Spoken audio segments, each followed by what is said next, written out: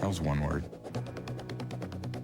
When he came to this organization, we knew what we were getting. Discipline, confidence, a winning attitude. I've been a believer since day one. I'm still believing now. Making mistakes. It's not good. Dumb mistakes, turnovers, jumping off sides will turn him in a bad mood in a hurry. I'd say his greatest strength is his preparation. Mentally, more so than physically. Play smart, play hard. He expects perfection. We try to give it to him the best we can. Intense. He's a competitor. Yeah, I mean, he's intense. Anybody that's passionate for the game is going to be a little intense. That goes with the territory. Then when you start winning, the pride starts coming back. But when you're losing, teams seem like they can go out there and just beat on you. We take it on our coach's personality. A team that's going to fight you 4 quarters and understand what it takes to win games. Really, what you see is what you get with Coach Belichick. We feed off of him. The expectations are simple. The expectation is high. They both got a knack for putting teams together, putting schemes together to win. You have to be a genius to do that. The Patriots at 7-2 take the field in front of a sellout crowd of 68,000 to face the 7-2 Dallas Cowboys. Good evening, everybody. I'm Mike Patrick. It's great to have you with us. The Dallas Cowboys are the turnaround story of the season in the NFL so far. They were 5-11 for 3 straight years. Then in comes Bill Parcells. They are now 7-2, first place in the NFC East. They have done it with a persistent running game and the #1 ranked defense in the NFL. The Patriots are in first place in the AFC East, and that is a miracle when you consider the number of devastating injuries that they have suffered. We asked Bill Belichick about his 7-2 ball club and its strengths. And, Joe, he gave us a 2-word answer, Tom Brady. And that's what it is, Mike. And Tom Brady's got to be so excited tonight. This is what every quarterback dreams of. A football team that likes to blitz like the Dallas Cowboys means one thing. He's going to get one-on-one coverage on the outside, and that's his chance to make big plays. As far as Quincy Carter goes, all he's been asked to do for the Dallas Cowboys is manage football games. Dump the ball off, protect the football, take care of it. He's got to move to another level tonight. Tonight, Quincy Carter's going to have to make plays with his arms. And tonight, Michael, Quincy Carter gets to move a little bit further ahead in the class. All right, Joe, if they had the Coach of the Year voting tonight, it could come out in a first-place tie between Bill and Bill. Paul, that's because they've both done a brilliant job. Well, Bill Parcells expects and demands that his team has respect for this game. He doesn't want any of his players to feel comfortable in their position because if they don't play hard, he's going to cut them. Young guys like Quincy Carter know that they are playing for a Hall of Fame coach, a guy that wins championships. They're 7-2. These guys are seizing the opportunity now. For Bill Belichick, there's no frills about this guy. He's just a pure, good football coach. And, you know, they started 40 different guys so far this year. 6 of them were rookies. They're 7-2. The reason they're 7-2, they have depth and experience. Paul, we've heard so much all week about this coaching matchup, and it is unique. Susie Culber looks into it when we come back. Next. This holiday season. I said next. This is not the DMV. If you're looking for a movie with warmth. Every single thing about you is ugly. Cheers. Sweet Jews for Jesus. And goodwill towards men. Get him out of here. What do you mean, get him out of here? Got some lip on you, midget? Yeah? Well, these lips were on your wife last night. Keep looking. It's not real. Well, it was real. I got sick and all the hair fell out. How'd you get sick? I loved a woman that wasn't clean. Oh, no. Bad Santa. Rated R. In theaters Wednesday, November 26th. The new Braun Free Glider automatically dispenses a protective shaving conditioner, reducing the risk of abrasion, giving a clean, close shave. Braun, designed to make a difference. Sometimes you need a little help staying in the game. Introducing new Levitra. It's a new choice, and it's here now. Ask your doctor if a free sample is right for you. Ask about new Levitra. Are you up for a challenge? Then log on to ESPN.com, keyword Porsche, and take the Porsche Performance Challenge. You could win a trip to Houston to celebrate the big game and have lunch with a football legend. Welcome back to Foxborough, a showdown between 2 first-place teams, the Cowboys and the Patriots. Visa presents ESPN SkyCam. Innovative technology on ESPN, the worldwide leader in sports. Visa Skycam provides some of the most unique and memorable images ever seen from angles no other single camera in the world can achieve. We're excited to bring it to you every Sunday night. And you can bet Skycam will give us a great look at the chess match between tonight's coaches. For the emotional side of their relationship, here's Susie. Mike, it's a soap opera type story that's dominated the headlines. Everyone trying to sort out how Bill Parcells and Bill Belichick could go from a highly successful professional relationship to a not so warm personal relationship. Intriguing? You bet. So follow along. They were together for 15 years. The relationship of head coach and assistant began with the Giants, where they won 2 Super Bowls. They were reunited in New England in 1996, a season that for Parcells and owner Robert Kraft was strained from the start. Parcells wanted complete control of personnel decisions, something Kraft refused to relinquish. They want you to cook the dinner. At least they ought to let you shop for some of the groceries. Okay? Despite that, they made it to the Super Bowl, but Parcells didn't fly home with the team, a message that his relationship with Kraft was permanently severed. Parcells took Belichick along with him to the Jets. After 3 years, Belichick had become a hot property. Parcells, ready for retirement, went to great lengths to ensure that the man he had groomed for years would be his successor in New York, as Parcells stayed on as director of football operations. Belichick was head coach of the Jets for a day. I just don't feel at this time that I can lead the Jets with the 100% conviction that I need to into the future, into the year 2000. A short time later, he was head coach in New England, to the delight of Robert Kraft, who was now willing to give his new coach total control, just as Parcells had demanded years before. The Jets were humiliated, and although Parcells may have understood Belichick's motivation, it was perceived as a double cross, compounded by a Super Bowl championship for Belichick and Kraft a year later. This was the pregame interaction between the two coaches. From our view, nothing. This doesn't even register as an acknowledgement. All week, both coaches took the high road. This certainly fuels the fire. They'll let their players do the talking for them.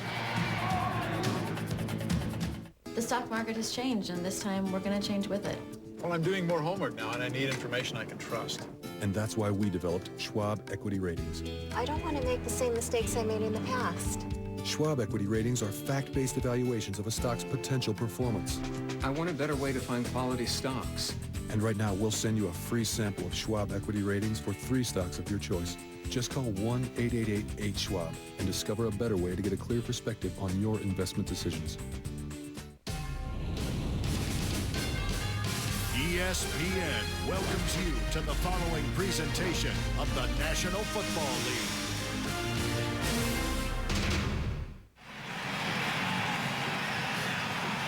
Bill Parcells has won 2 Super Bowls in a magnificent career. He would be in the Hall of Fame, except he keeps coming back to coach again. But 5 years after he's done, he'll be there. You know, you're not talking about 2 social butterflies anyway. No. I mean, you know, Bill Parcells is focused on this football game, as is Bill Belichick. They both know what's at stake. You don't want to get lost in this thing between the coaches and realize that these are 2 7-2 football teams. And, of course, with Miami winning, this game becomes equally as important for the Patriots. And as Paul McGuire said earlier in the week, neither one of them are going to make a tackle tonight. Adam Vinatieri will kick off for New England. Derek Ross and Zuriel Smith are deep to receive. That's Ross, 21, averaging nearly 25 yards a return. All the hype is over with now. Now we can play a football game. And it has all the markings of a great one. New England for the first time wearing the new silver jerseys in front of a sellout crowd in Foxborough. And we are underway. Smith on the return, straight up the middle to the 28-yard line. The Cowboys offense has a good run blocking line anchored by 7-time Pro Bowler Larry Allen. He's fighting injuries to stay in the lineup. A big play receiver core, and former Patriot Terry Glenn has the most catches on the club with 33 and the most touchdowns with 5. The Cowboys' most improved player, Quincy Carter. He has managed the offense well and cut down on his mistakes. And Joey Galloway will not be dressed tonight for Dallas.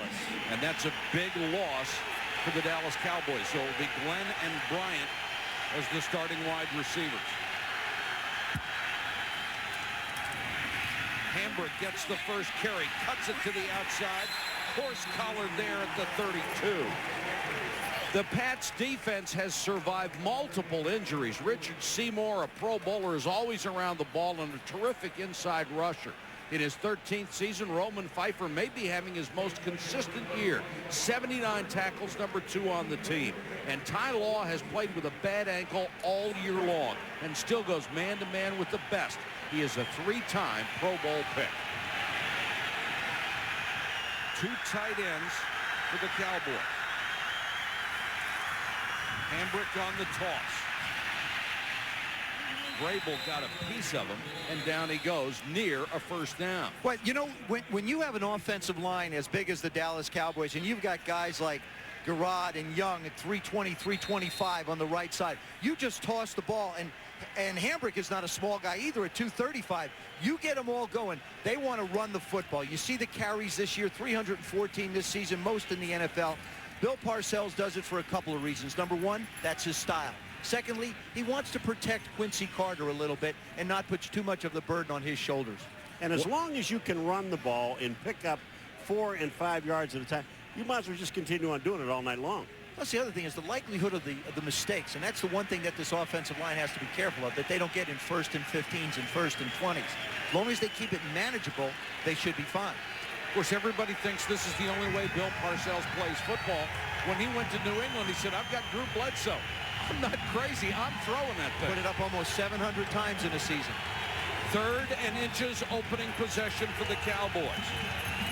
They bring in an extra blocker, Jamar Martin, number 34. Hambrick will be the tailback. And Quincy Carter spending a long time calling a play. I'll tell you, in my experience in the past, when someone spent a long time calling a play, it's most of the time it's a pass, but I doubt it here. They go to Hambrick. He lowers his shoulders. Seymour has him, but he got the first down. Troy Hambrick last year angered a lot of people when he popped off about playing time behind the legend Emmitt Smith, and Emmitt was none too happy about it. But he did everything he could to teach Troy Hambrick what you have to do to be a successful running back. And when Emmitt went to Phoenix, he said, the last thing he told Hambrick, someday there's going to be a 23-year-old come in and try to take your job. Do not turn your back on him. It shows a lot of class from Emmitt Smith, and Troy Hambrick heard those words and has apologized profusely for what happened last year. You know, they just ran the ball up the middle, and on this team, and Ted Washington is now back with New England. He is the guy in the middle. If you're going to run, you don't want to run at him because it automatically takes 2 guys to block him. And I also think Troy Hambrick is the type of a back that the more he carries the ball, the more comfortable he's going to be. He'll probably split time with Adrian Morrell a little bit. That Patriots rush defense, which was shredded a year ago, has moved up to 7th in the NFL in spite of all the injuries. Carter to throw for the first time under pressure. Got rid of it in a nice fingertip catch by Jason Witten. Boy, I'll tell you, this was all Quincy Carter, and he gets to the outside. I mean, he can see the pressure on him, and then he has enough presence of mind to find Witten coming out underneath. There's 82 coming underneath. Watch, look at this throw. That looks not a little bit like Favre. That's a little bit like Favre throwing backing up. Whoa, Paul. Not a little. Don't quite go there yet. What a terrific catch by Witten, too. Trying to get the first down. Coach Parcells says, look, it's a first down. No, it's not. Bill Parcells does not toss around the word great, but he said of Jason Witten, I think he's got a chance to be a great tight end. He's got the speed to get deep, and you've already seen his hands. Well, another measurement, again, short. The other thing is you can usually look at the roster of a team and decide what they want to do. Bill Parcells has 4 tight ends on this roster. That'll tell you that he expects to pound the football at you. And make no mistake, we found this out last night talking. He calls the plays. He being Bill Parcells.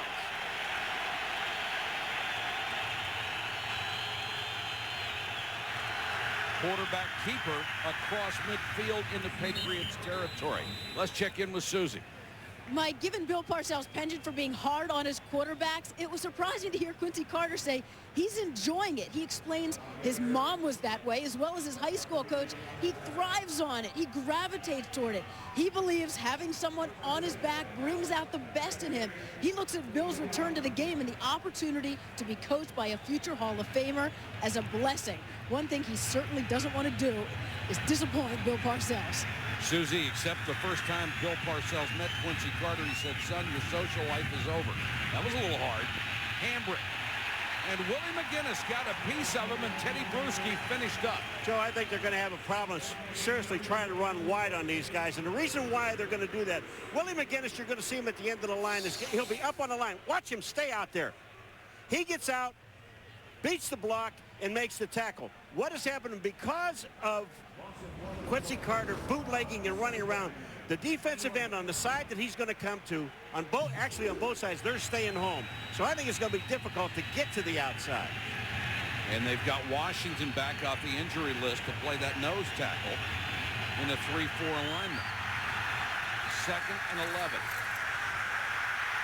End around Antonio Bryant, and Bryant only gets to the 48-yard line. Rodney Harrison, the big free agent pickup from San Diego, in on the stop. Rodney Harrison makes his play, but Vrabel actually sells himself inside. He's number 50, but watch Rodney Harrison. Look at him go with his feet. Man, I tell you, that is an outstanding play. He knows he hasn't got the speed to catch him, so he just takes a swipe at his leg, kicks one leg into the other, and knocks him down. Nice play. The 82nd tackle of the year for Rodney Harrison. He leads the club. Zuriel Smith, number 87, comes in as a third wide receiver on 3rd and 9.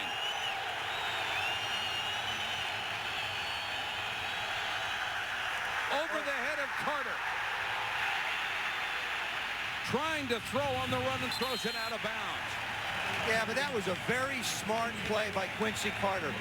That's what I referred to in the open, talking about managing football games. He avoided a very big negative play by trying to make too much. Matt Lear just sends it right over his head, bounces off his finger. But look at the presence.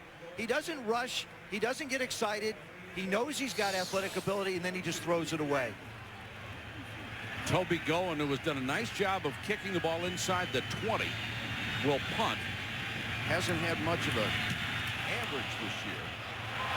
Kevin Falk on the poor kick says get away from it. There is a marker down as the ball kicks out of bounds near the 20. It should be into the quarterback. Should be running into the kicker. That's all it'll be into the kicker. It'll only be a 5-yard penalty. It should be. And not a first down if it's only 5.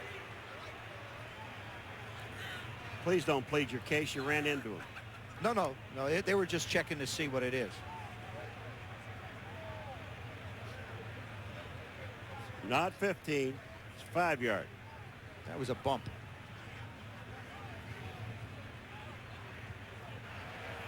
Running into the kicker, number 30. It's a 5-yard penalty. Remains 4th down. That's Gerard Cherry, the veteran special teams player. Well, they had a block on because they sent about 9 guys. 3rd most penalties in the NFL this year. Almost 9 per game. Bill Belichick has one bugaboo about his football team. It's the amount of penalties. Everything else is correctable. This has just been on all year. Falk waits inside the 10. Goen hangs it high again. Falk comes up. Diving fair catch at the 20-yard line. Tom Brady and the Patriots offense will start from there when we come back to Foxborough. There is nobody in football that makes the adjustments week to week that Bill Belichick does with his defense. Now keep in mind, he's had 2 weeks to prepare for the Dallas Cowboys because the Patriots are coming off a bye. As a matter of fact, this is the 3rd straight team that the Cowboys have played that are coming off a bye. Antoine Smith is the deep man behind Brady, and he'll get the call for a couple up the middle. Up front for New England because of injury, Pro Bowl center Damian Woody has moved to guard. He has been terrific there.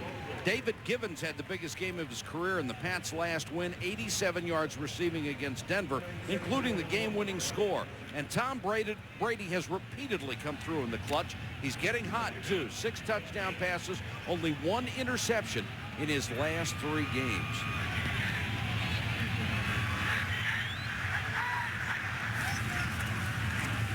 Antoine Smith off the left side, nailed Dat Win after he got a couple.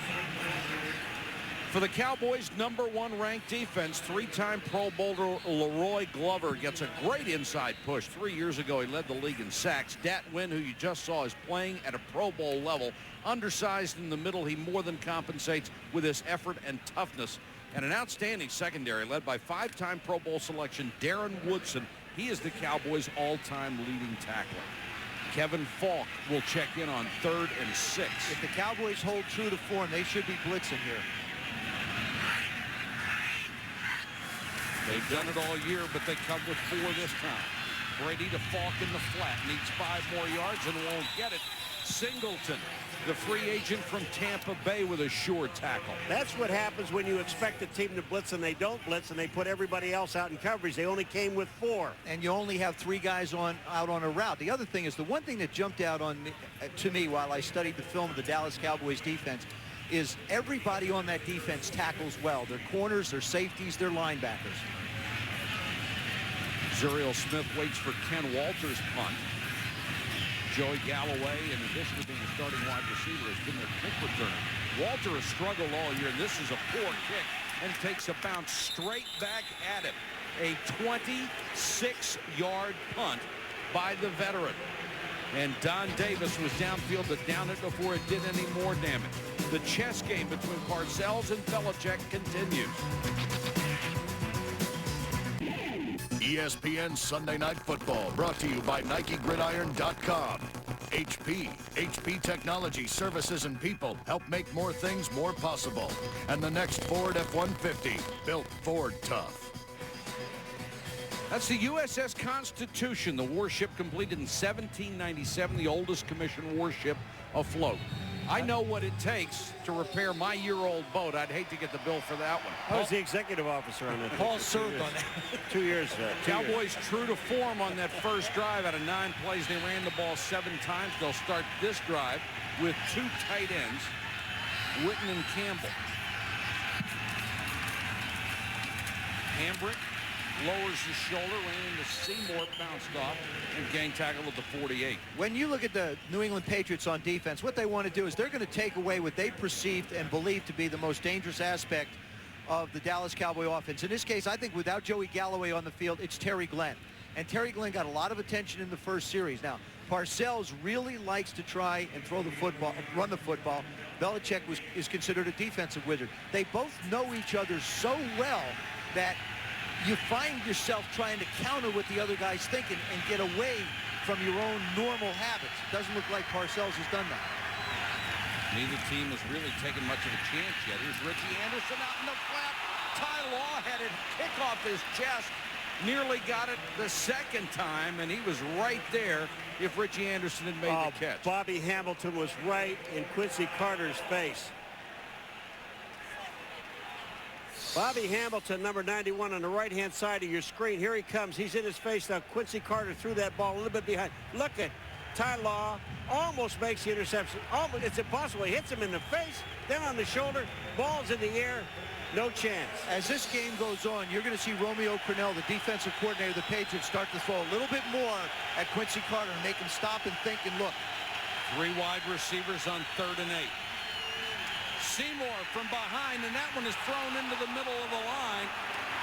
It hit a Patriot incomplete. Now they're going to say it hit one of the Cowboys. Hit an offensive lineman, Michael, and it doesn't make any difference. If it hits an offensive lineman, he's an eligible receiver, and it's a penalty. And they're standing right beside Ryan Young, number 75. He looked like the guy who got it in the back of the head. And he hasn't been playing a little bit, and I know he hasn't been working on his hands while he's been out. Oh, if he had to work on his neck. Tom White, our referee. Illegal touching of the forward pass. Offensive lineman. Pass interference. Defense, number 82. The penalty's all set. Replay 3rd down. Number who?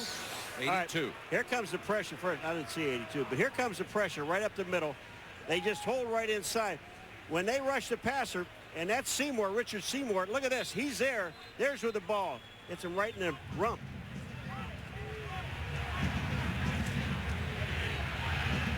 '82 is a tight end for New England. He wouldn't be out there. I don't think he's going both ways, do you? Not unless they're really doing some substitution we haven't studied. Well, you said they're going to throw a strange defense at him. This would really be strange. Again, these are not the situations that the Dallas Cowboys want to find themselves in. 3rd and 7s, 3rd and 8s, 3rd and longs. Most of the yardage the Cowboys have gotten in the passing game has come off play fakes, set up.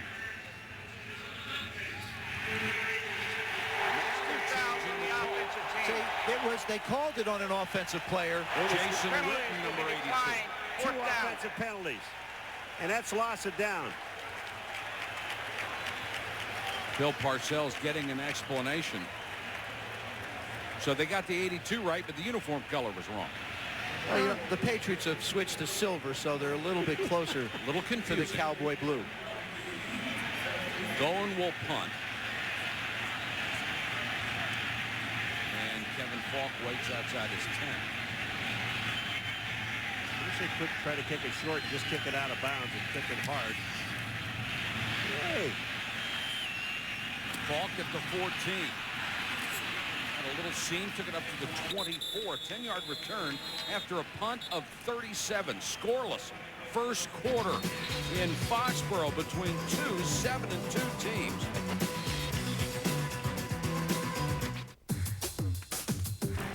Welcome back to Gillette Stadium in Foxborough. Cowboys and Patriots. No score, 6:43 to go. First quarter, Patriots with the ball for the second time. They'll start from their own 25-yard line.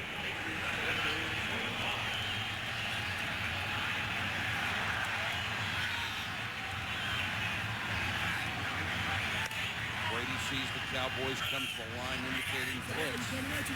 They do come. Brady steps up and guns it wide. Intended for Deion Branch, and he couldn't handle it. Bill Parcells and Bill Belichick, longtime associates, out for warm-ups. Parcells looking toward the sideline. Belichick glancing in his direction. Neither acknowledged the other. Could have said, "You want some gum?" He just said no. He just said no. No, gum. They both professed their respect for each other during the week with all the press about their association. Brady with Ellis pressuring him.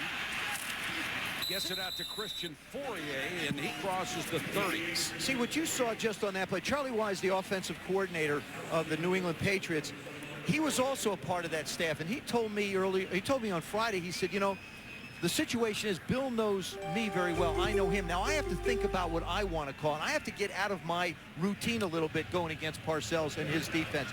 But you see that they're small up front, the Dallas Cowboys are. They need to bring backers and safeties to put pressure on Tom Brady.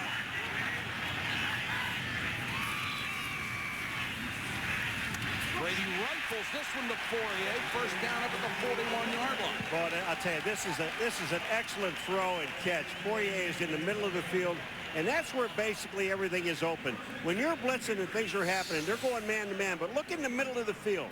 Look at Fourier. He is wide open in the middle. Boy, that thing got there in a hurry, didn't it? Oh, did it ever. Al Singleton is the guy who made a tackle, and that's another one of the guys that Parcells says he likes on defense. Antoine Smith trying to turn the corner. And that Dallas defense tough to run on wide with so much speed. Every yard the Dallas Cowboy defense gives up is going to be fought for. And New England is not going to do it. You see, they're number one. 15 points allowed, 235 in yards, 149 passing yards allowed. Keep in mind, in 9 football games, they've given up an average of 6 points in the first half of every one of those games. It has been a marvelous unit, but they know this game and the next 3 will really be a test for their schedule. A lot of people wondering if Dallas is for real. We may find out tonight. Here they come. Tried to set up a screen, but Falk was caught up in the middle of it. Dallas did a nice job defending it. You know what you're seeing more and more of in during football games now, and I saw it a few times today, is when you're trying to run a middle screen now, and as soon as the lineman sees that back, not blocking somebody, but sneaking up inside, they grab him. And they don't let him out. And with the Cowboys, because they bring so many blitzes, if you can sneak somebody out, there's going to be very few people to stop him from going to the goal line. So it's almost a risk-reward type of situation. Take the chance, maybe it works. 3rd and 9 for Brady. They need to reach the Dallas 48-yard line for a first down. Here comes the beat. Blitz, they pick it up very well. Brady with a lot of time. Wide open Deion Branch. You know, and if you blitz and don't get there, you got a problem. Roy Glover told us yesterday, we said, you know, you blitz a lot. He looked us right in the eye and he says, when you live by the blitz, you're going to die by the blitz. And here's a situation where they picked up the blitz and they were all, watch this line of scrimmage. Look where the blue shirts are. This is a two-man route. Everybody else is blocking. Charlie Wise, what a great call. Sometimes you want to bait defenses into blitzing, and then you just sit back there. When you've got a guy like Tom Brady, and he's at the top of his game like he's been playing, hard to stop. First down, New England. Brady with a play fake. Throws it away. The only guy he had out there was Patrick Pass. But you know, when Leroy Glover looked at us yesterday and told us about live by the blitz and die by the blitz, on that last play, not this one now, the one before that, he was the only guy that was in the backfield. He's the only guy that made it by the line of scrimmage. The rest of the guys were still on the line of scrimmage when that ball was thrown. One of the areas of the New England Patriots that doesn't get talked about, and something Bill Belichick, I'm sure, very proud of, is the way their offensive line is played, especially with the rookie Dan Copen playing in the middle. Dallas has been really good in the red zone. The Patriots have not been. This carry will get down to the 5. And keep in mind, this is an offensive line for New England that's missing 2 starters. Mike Compton and Adam Clem were hurt earlier in the year, so they have a rookie. Dan Copen is the center, and Tom Ashworth, who was a third-string guy playing right tackle. The thing you said when we got here last Thursday, Michael, is just that, you know, 40 guys have started for this team. They've had more injuries than anyone else in the National Football League, and 6 of guys that started were rookies. I mean, it's incredible the job that they have done. 2 tight ends, 2 wide receivers. Brady retreats, throws to the corner of the end zone, and throws it away. 3 ain't bad. In a game like this, 3 might be pretty good. Well, when you've got 2 good defenses, you just don't want to give up opportunities to put points on the board, and that's exactly what Tom Brady did. If he could get outside and threaten a corner, you take the throw. If not, you throw it away. You talk about a guy that Terry, who has hit 75% of his field goals this year, will come on. Tom Brady, after the year he had last year, being the Super Bowl wonder kid and all that struggle last year, has really played consistent football for this team. And he has come through in the clutch. Terry to take the lead, and it's perfect. The big play in this drive, Deion Branch wide open over the middle, and Tom Brady threw a strike for 46 yards to set up the field goal. With the offense on the field, Lynch was left free to browse potential outfits for next week's game. Get whatever's on the field by calling 877-NFL-SHOP for your free team catalog.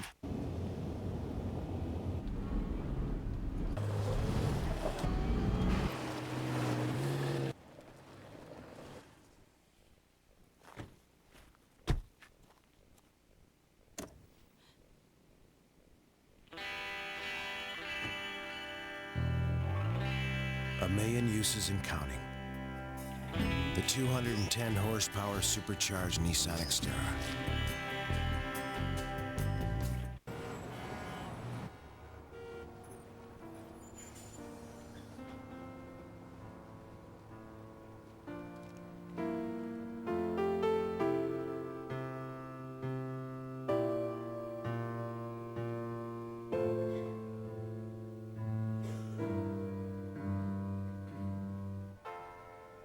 When quality matters, reach out on the wireless service America trusts. AT&T Wireless. This month, get the best pay-per-view titles in the comfort of your home with DirecTV Pay-Per-View. You can order from a huge selection of new movies every week. With frequent start times and digital technology, You get immediate movie satisfaction any time of day, and you never need to pick up the phone. Just order using your remote. For complete listings, consult your on-screen guide starting at channel 100, or log on to our website at directtv.com/movies.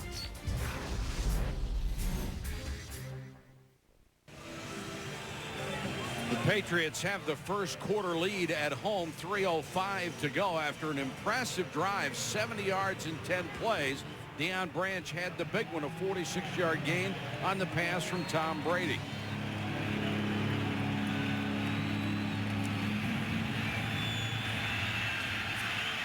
Derek Ross at the 9. Flag is down as Ross spins to the outside, taken out of bounds at the 30. And now we'll check the marker with referee Tom White. There's 3 flags on the field. Everybody saw the same thing. They all picked him up and threw him into one little pile. You're right. All 3 officials told him the same thing, and I'm imagining it's the same person.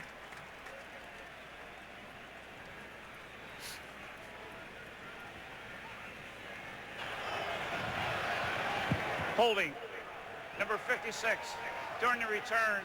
It's a 10-yard penalty. That'll be a first down. Timeout. That's the linebacker Brady James who committed the violation, and that will get Dallas all the way back to its own 11.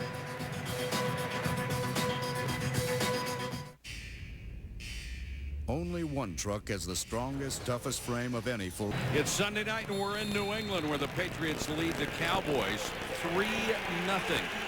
Dallas has been true to its form. They have run the ball most of the time.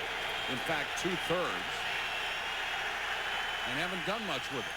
Carter, short drop to throw on first down, and throws out to his tight end, battling for yardage across the 20 to the 21 goes Dan Campbell. Let's go to Susie. Well, Mike, you guys mentioned it in the first series. Bill Belichick's game plan is to shut down the opposing team's top star. For the Dallas Cowboys, it's been Terry Glenn. Bill Parcells transforming him from an unwanted entity to their most productive pass catcher, but not so far. The Patriots taking turns shutting him down, from Tyrone Poole to Ty Law, Willie McGinnis, and the rookie Eugene Wilson. Terry Glenn has not been able to get going tonight. And Susie, he said he couldn't wait to get back here because he hates everything about New England. Carter throwing on a run to Hambrick. And Hambrick taken down by Harrison at the 36. But that's a first down for the Dallas Cowboys. Boy, what a great play by Quincy Carter. This is all Quincy Carter. You talk about seeing things. He says, people don't think I'm seeing a lot of things. Well, I'll tell you what you can see is we see a guy going to nail you. McGinnis right there. Now just watch what he does. He throws back against his body. Look at this throw that he makes, Joe. And this is a perfect spiral. Bang! You can't throw any better than that. But he also sees, like you said, Paul, he sees everything in front of him, so he's not worried about an off linebacker picking it off. Richie Anderson is the man in motion. He'll lead Hambrick. Hambrick cuts it back and is taken down by Harrison at the 38-yard line. Harrison almost the exact kind of player that Lawyer Malloy was for so long here. The great strong safety was released only 5 days before the season started and caused such a controversy. And the guy that's playing his position, Eugene Wilson, came here as a second-round pick as a corner. And Bill Belichick said very simply, I asked him, why is Eugene playing safety? He said, because I didn't want him standing next to me. He's one of my best players, and I wanted him on the field. First time they told him he was moving to safety, he says, I thought it was a joke, but nobody else was laughing. Here comes the blitz. Draw play. Stuffed back at the 35. Oh, Richard man. Seymour was there and had a lot of help. Bruschi was in the pile. Watch 93, Richard Seymour. Bang, he makes a move back to the inside. There's just no chance of anybody blocking him. And, that's Larry Allen. We're talking about one of the best guards in the game. And that's the other thing about the New England defense is you can put Seymour on the nose, you can put Ted Washington on the nose, you can put Dan Klecko on the nose, and you almost wind up with a 100-pound differential going from Williams to Klecko with Seymour in the middle. Bill Belichick has built a very versatile defense. Carter under pressure again, steps up, takes off. Spins to the 41-yard line, not enough for the first down. And taken down by Roman Pfeiffer, the outside linebacker. A rapid first quarter here at Gillette Stadium in Foxborough, and it's 3-0 Pats. Monday night. The expectations are simple. The expectation is high. They both got a knack for putting teams together, putting schemes together to win. You have to be a genius to do that. 3-0 Patriots as we start the second quarter. Dallas facing a punting situation. So far, advantage Belichick with a 3-0 lead over Bill Parcells. Toby going to kick. And Tyrone Poole waits his 24. End over end and returnable. To the 31-32 yard line. A 9-yard return.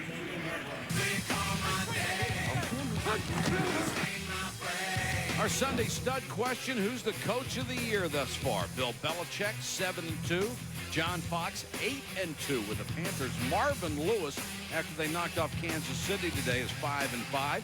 Is it Bill Parcells or Dick Vermeil, who suffered the first loss for Kansas City today? You can vote right now by logging on to ESPN.com, and we'll give you the results in the fourth quarter. I think they're tough picks up there.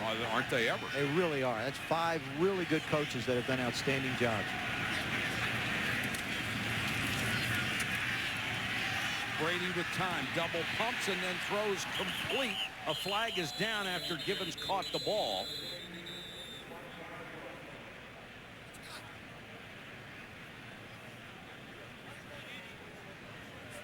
Tell us, Tom. Illegal contact on the defense. In the last series, you saw Tom Brady taking advantage of the blitz. The Cowboys came. Roy Williams has stepped up. You've got David Gibbons there. You've got Deion Branch outside making the move. It's a 2-man route. They block 8. There's the set. Slide over. You see Branch cut across and underneath. Newman couldn't stay with them, and now it's just a foot race. But those are the kind of opportunities that come up when a team blitzes. Nice pick by Gibbons. Just inadvertent. Tom Brady, as you saw, has already hit twice as many plays, over 20 yards this year, that he did all of last season. The reason why he's able to do that is I was talking to him on the yesterday at practice, and he said he's getting the ball up quicker, and by getting it up quicker, he's given his receivers an opportunity to either run to the ball or run to the space where the ball is going to be or make a play on it. That's why he's able to complete more. Their best receiver, Troy Brown, not playing tonight because of a leg injury.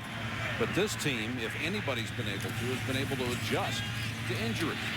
Brady short hops one in there that time to Deion Branch. Let's go to Susie. Mike, I was talking to Charlie Weiss before the game, the Patriots offensive coordinator, and he said the most important thing is not to overcoach. Too many coaches force their own ego on the game plan, but with the relative inexperience and all the injuries to the receiving corps, the number one thing is that the kids just need to know what's going on. That's first and foremost. He said you won't notice a difference without David Patton and without Troy Brown, that it's going to be seamless tonight. And that's a marvelous thing to watch, Susie, how they are able to manage that, losing their star players on both sides of the ball. It's a remarkable 7-2. And this one is another strike to Branch. He bobbled it but hung on. That's the second week in a row they had this happen against the Denver Broncos. This goes right through Kevin Falk's hands, number 33. Watch the throw. You see Falk in the picture. Look at him go up. He goes up. It goes right through his hands and right into Deion Branch's hands. It happened against the Denver Broncos, and it happened again tonight.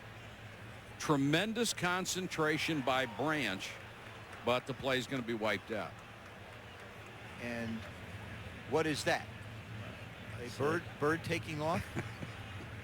I got to hear this. Unsportsmanlike conduct. Number 83 on the offense. They made the first down yardage, therefore we'll penalize 15 yards. It'll be first down and 10. You can only assume that is taunting after Branch made the catch. Now you're talking about a second-year player. That's the one thing you don't get. You don't get that with a Troy Brown because of his 11 years. And that's a good call by the officials. They're very consistent about the taunting. Backs it up to the 50, but it will be 1st and 10. Falk. Boy, coming up from the secondary like a missile was Roy Williams. Fortunately for Falk, he didn't catch him square on. I love, you were talking to Parcells about Roy Williams, number 31. You know, he says, now this guy will hit you now.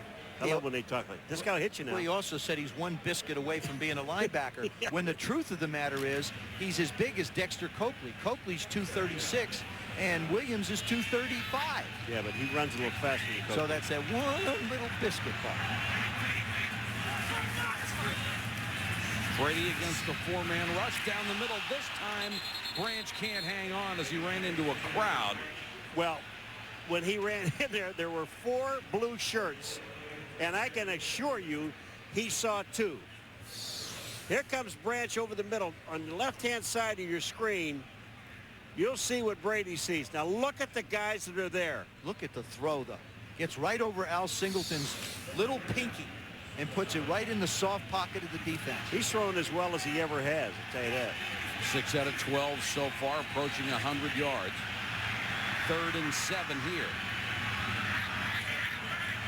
Now Brady wants to change the play.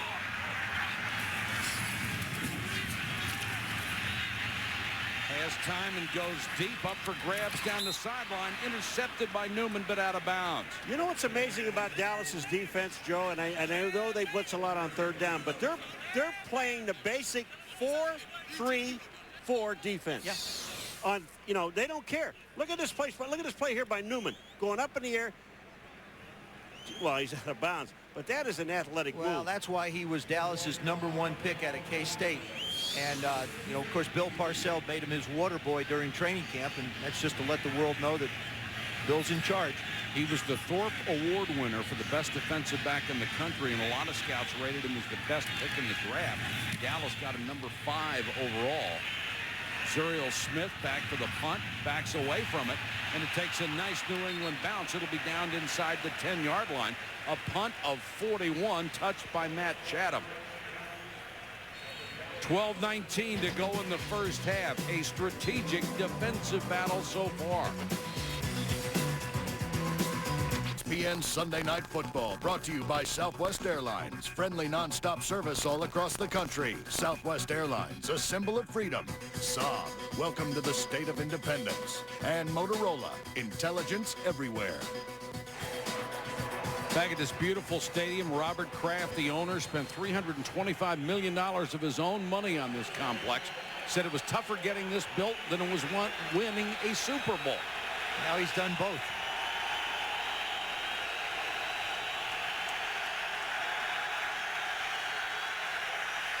Carter to throw from his end zone under pressure. Still looking, and throws complete to Bryant up at the 13-yard line. This is something that Quincy Carter has done through the first part of this ball game. He's been moving around in the pocket. There he feels the pressure from Vrabel. Manages to get it out to Jason Witten. Now feels pressure from Willie McGinnis. Slides over, finds Troy Hambrick. Now if you can't find anybody open and you're still getting pressure from Willie McGinnis, tuck it away and run. Now there he is in the pocket and out of the pocket. And I think this really helps him. He's a better pocket passer than he is outside scrambling around. But what he's doing, and that's why his percentage is so low outside the pocket, is he's throwing the ball away, and that's smart. 2nd and 5. Back to the ground game with Hambrick. Tries to turn it left and then dives forward up past the 17-yard line. For more on Quincy, here's Susie. Mike, the big question about Quincy Carter from this point on in the season is his staying power, because up till this point he's never started more than 8 NFL games. This will be his 10th. Bill Parcells talked to him about that this week, that the most important part of the season for him would be November and December. But Quincy is confident that he can last because he is living and breathing football. He's taking care of his body, he's eating right, and he is studying more than he ever thought he had to. And Susie, Richie Anderson was one of the guys that said Quincy is the first guy at the complex to study film. He is the last guy to leave. And that wasn't necessarily the same case under Dave Campo when he was the head coach. Yeah, but Bill Parcells still doesn't know about Quincy Carter because he hasn't really gone through a tough time yet. He hasn't thrown a bunch of interceptions. He hasn't lost 3 or 4 ball games. He hasn't had the media all over his rear end. He hasn't had teammates looking out of one eye at him and saying, how you going to do? So he's still growing, and with a little luck, he doesn't have it for quite a while. But it's down the road coming. 3rd and inches for Dallas.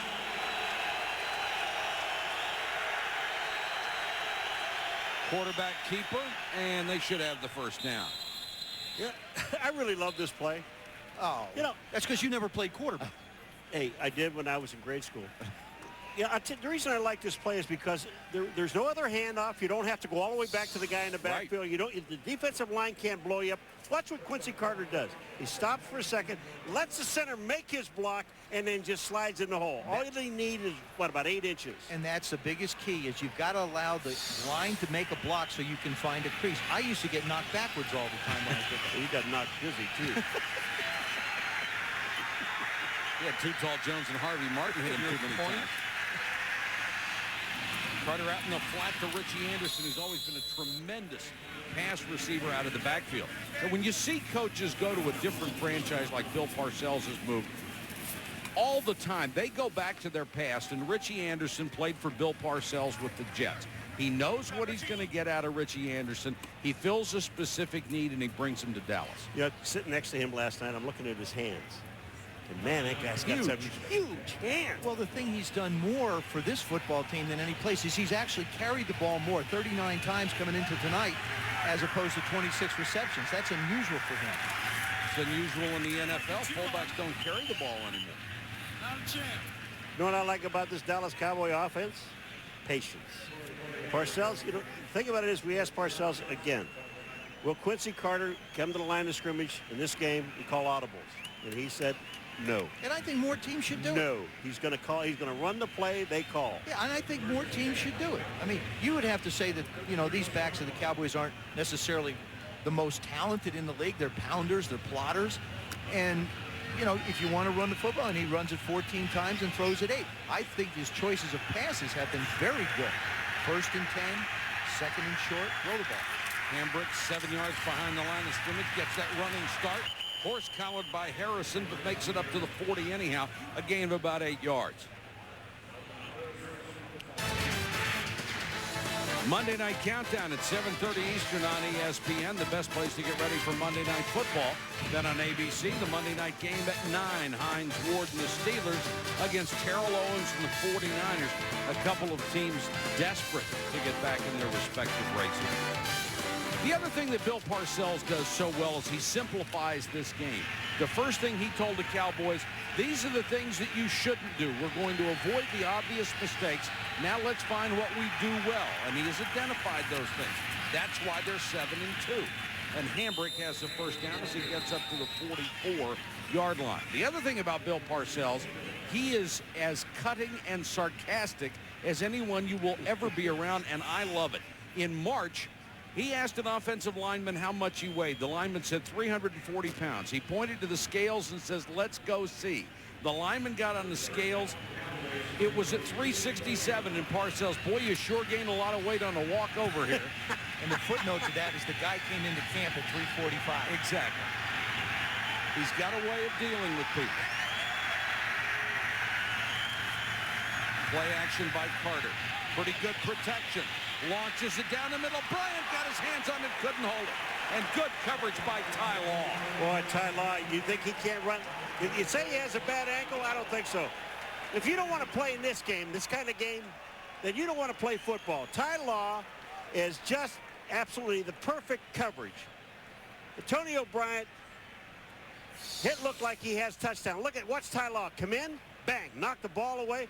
Boy, is that timing and that speed. Keep in mind, Antonio Bryant is starting tonight because Joey Galloway's got the ham, and Zuriel Smith is returning punts because Joey Galloway usually does that as well. Ty Law is still one of the best.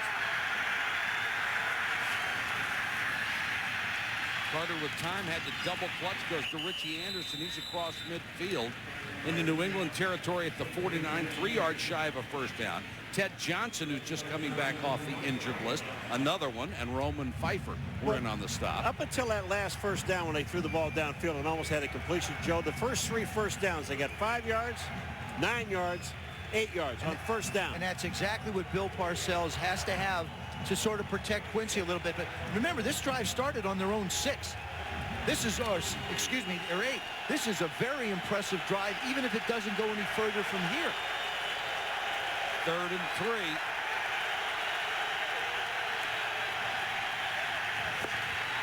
Carter takes off, and he got the first down. There's a flag on a play, and there's going to be holding in the backfield, and it's on number 65, Garrod. And he really was. He was holding Richard Seymour. Richard Seymour beats him on an inside move, and he's got him horse-collared as he takes him to the ground. Well, I'm going to tell you, you can see Richard Seymour. Holding, number 65, offense. It's a 10-yard penalty. Remains 3rd down. All right, it's the right guard, Garrod, and Seymour. Seymour is 6'6". Look at number 65 is on the right-hand side of the screen. Here goes Seymour. He beats him to the outside. He's got him beat. And then when you grab him, Quincy Carter steps up. The referee is the man who makes this call because he can see it from the back. Look at the holding. That is holding. And that's just as good as a sack for a defensive lineman. Bill Parcells did not care for the call or did not care for the play by Gerard. Especially on 3rd and short. Now they got 3rd and 13.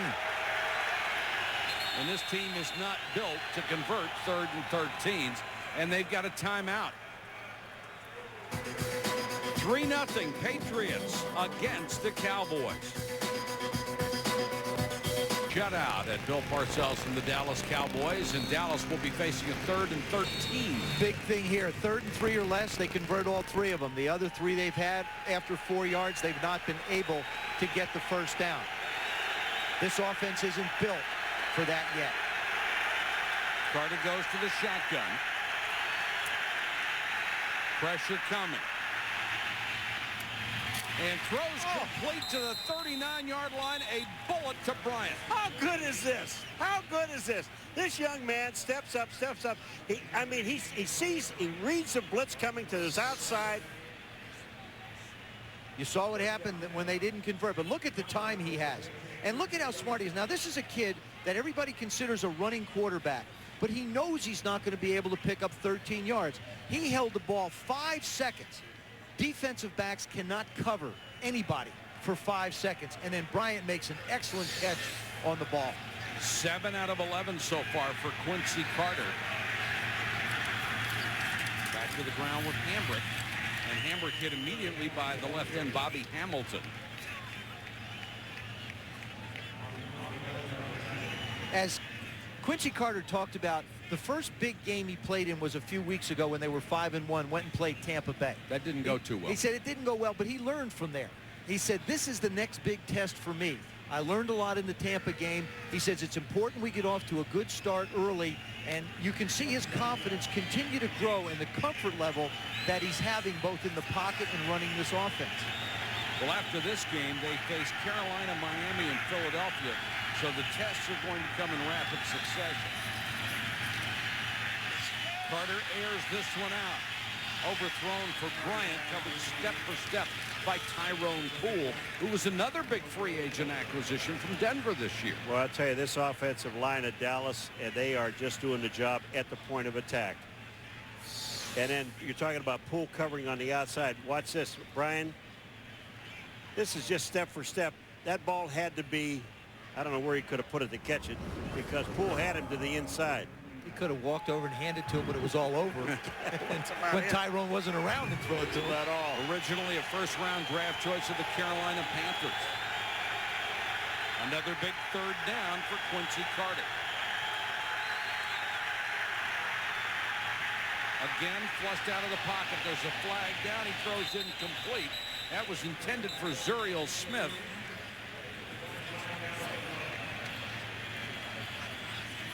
See, now, if you're the New England Patriots, you cannot commit a stupid foul here like a face mask penalty.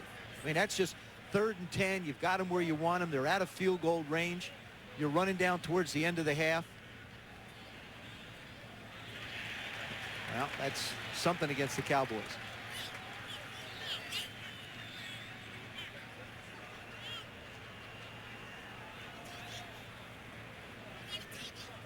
Here's Tom White with the explanation. We have 2 fouls on the play. Illegal use of the hands to the head, number 76 on Dallas. Illegal use of the hands to the head, number 73 on Dallas. Both penalties are declined. 4th down. That's both guys on the left-hand side. Flozell Adams, 76, Larry Allen, 73. They must learn that technique together. Well, you know, that's the second time they've had double penalties on their offense. Yeah, but the same penalty against the guys standing next to each other. And did you see the shot of Bill Belichick? He said, "Who said we declined it?" That's right. He might take it. Because right now you're looking at maybe a 60-yard field goal attempt by Cundiff. Now remember, he's hit 3 out of 4. Or going for it. Excuse me, 54 yards. The announcement, New England has changed their mind and intended to accept the illegal use of the hands. Number 73 is declined. Number 76 is accepted. 3rd down, 10-yard penalty. Let me say this. I don't necessarily think that Tom White said it correctly. New England doesn't get a chance to change their mind. Well, they never accepted or declined before. Thank you. And I think that's what should have been reported by the officials, that no decision had been made. Now they get the penalty. You don't change your mind once you say yes or no. Mr. Know-It-All, tell me why Larry didn't get called and they chose Flozell. Because Flozell was a little bit further behind. So Larry's been to 7 Pro Bowls. And Larry's much bigger than all of us. The old guru. There's an old adage about quarterbacks. You blitz the good ones and you play zones against the not so good ones. And Quincy Carter is in the young stage, which means that he's not one of those good ones yet. And we've got another timeout with 5:16 to go in the half. Still 3-0 New England. The Cowboys, as usual, controlling the time of possession because of the way they run the ball. So far, it has not paid off in any points for them. And they face another 3rd and long here in spite of the disparity in time.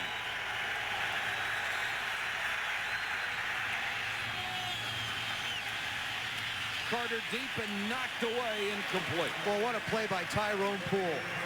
Antonio Bryant cannot run past Tyrone Poole. He has got some wheels. 8 years in the league, 5'8", 188 pounds, and just really, really stayed with him stride for stride. Look at that. Now look at how smart he is. He looks back and sticks his hands out, and then coming over at the last minute is Eugene Wilson to help him out, the young rookie. Well, that's great coverage. Wow. You know what? And turning around and looking up for the ball makes almost anything he does legal. Kevin Falk deep for the punt. He'll let it go, and it makes the end zone. They'll start from the 20 after a punt of 46.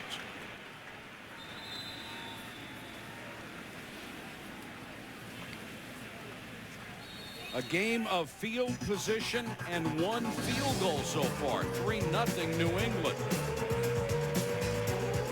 Pat's defensive unit gets a break on the sideline. They have held Dallas scoreless here in the first half as their offense will take over at the 20. Keep in mind, this Cowboy defense has held every opponent they've played to just 6 points in the first half of games. So far, they've got New England at 3.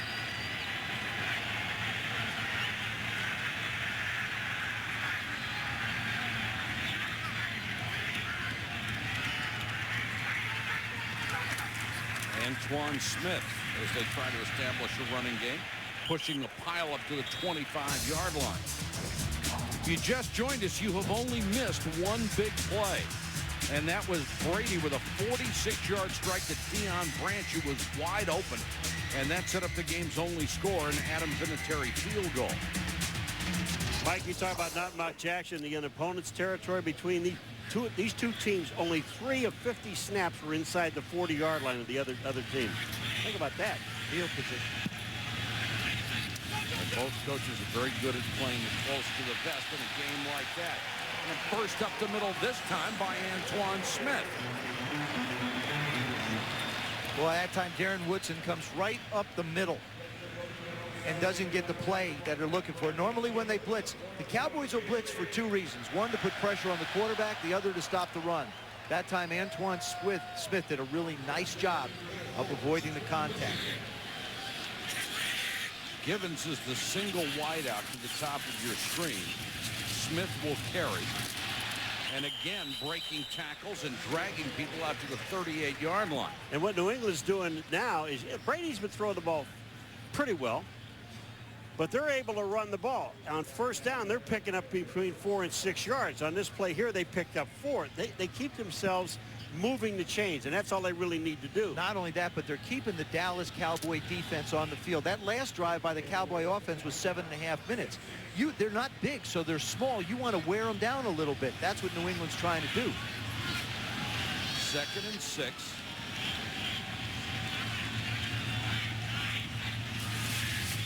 Brady wants to go play action this time under pressure. Steps to his right and dropped. David Graham was open. The perfect throw by Brady, and Graham couldn't hold it. You can't throw the ball any better than Brady just did. Well, and he hits Graham right in the hands. When you don't have Troy Brown available, you have to get more production out of your tight ends. Christian Fourier is one.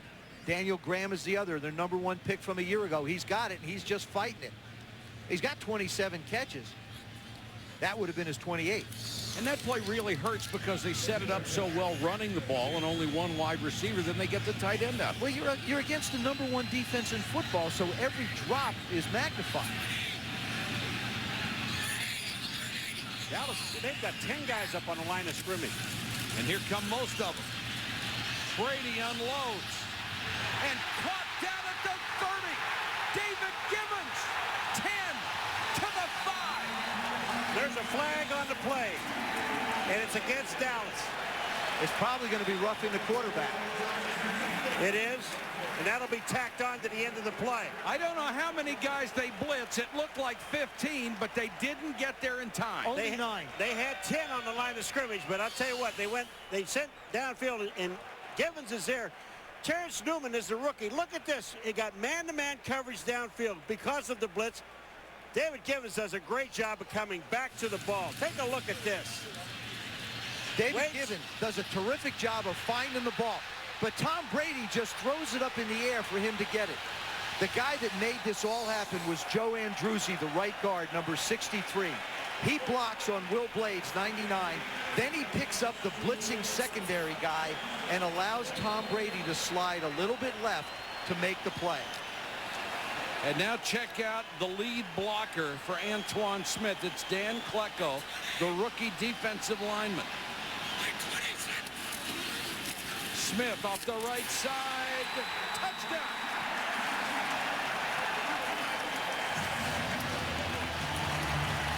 You know, when you said Dan Klecko in the backfield, I mean, you talk about getting off on the snap. He looked like a back. You know, most big guys in defense. Watch number 90. Look how fast he gets into the hole.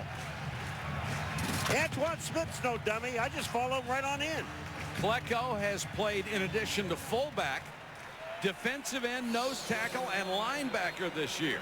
And Antoine Smith gets the first touchdown of the game. Both scores set up by big pass plays from Tom Brady. And that's what he's done all year long. Vinatieri for the point after it, it's blocked.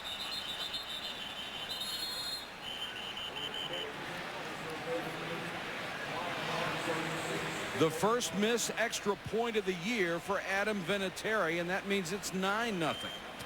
Boy, you take a look at it. If this is on Vinatieri, the ball has to come out. Here, the hole is there. The ball is set down perfectly. He hits the ground before, but look at the guys up in the air. Number 76, is that Flozell Adams? It is. Yeah, when you hit a guy in the armpit, it's not high. That's not high. But Tom Brady, we said he'd have opportunities for big plays. He had one to Deion Branch. Now look at the guy in the middle. Right there, you're going to see David Givens just take off and run right up the field. They do a terrific job of blocking. All he does is run. Tom Brady does an excellent job of just hanging the ball up. Let him go make a play on it, and then let Terrence Newman try and bring him down and catch him.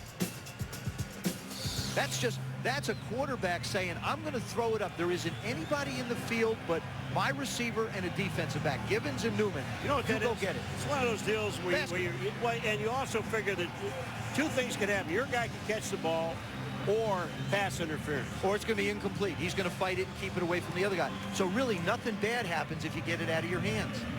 Brady has hit a 57-yarder and a 46-yarder tonight. I mean, as a quarterback, you can't wait to see a team blitz. I mean, if you have the confidence that he has. Ross on the run on the short kickoff. Up to the 36. Let's check in with Susie. Michael Irvin played for the Cowboys for 12 years. You've seen Jerry Jones interact with a lot of head coaches. What's the difference these days at Valley Ranch? Well, you know, the greatest thing is when you hear Jerry talk about the possibility of the Cowboys going to the playoffs. As a matter of fact, you don't hear him talking about it. Bill Parcells, he has all that under control. And Jerry has given him total reign, and that's a great thing. What are your impressions of Quincy Carter against a pretty complex defense? Well, you know what? I think Quincy's doing a good job. I just talked to Antonio O'Brien, and I told him to tell Quincy on the deep balls to just put a little bit of air under the ball, just like Tom Brady just did, just to give him enough time to find the ball and hopefully the cornerback to lose the ball. Thanks, Michael. Carter under pressure, ducks outside of McGinnis and throws underneath to Anderson. Richie out of bounds at the 40. The same thing we've seen out of Quincy Carter all night is just good pocket presence. He feels the pressure. He slides around and makes the throw. Watch this. Here comes the pressure. Steps up. Doesn't like what he sees. Again, Willie McGinnis just playing terrific. Now he gets it outside to Richie Anderson. And I don't agree with Michael Irvin. That's coming from a wide receiver. Right. Michael says, just throw it up to me somewhere in the area. I'll go get it. I think the deep balls that Quincy has thrown have been right where they're supposed to be. Tyrone Poole's done a great job of defending. Anderson with a carry. Flag is down as he dives to the 45-yard line. Well, there's another guy we had on the show Joe disagreed with. Sorry. But he's a receiver. Hey, let's get some more guests down there. Michael's always going to say, throw it, I'll go get it. I mean, as a quarterback, you can't count on that all the time. And this one will come back. The 2-minute warning officially comes at 1:57. And wouldn't you guys agree that there is no comparison between Quincy Carter this year and Quincy Carter last year? Number 73, offense. It's a 10-yard penalty. Remains. Second down. Timeout. 2-minute warning. All right, we'll get the answer to that question when we come back. 1:57 to go in the half. Bill Parcells brings his Dallas Cowboys into New England tonight, a place where he used to be the head coach. Bill Belichick, who used to be his longtime defensive coordinator, now the head coach here in New England. Advantage Belichick so far. A touchdown and a field goal, the missed extra point. We are 9-0. Dallas after the penalty, 2nd and 15.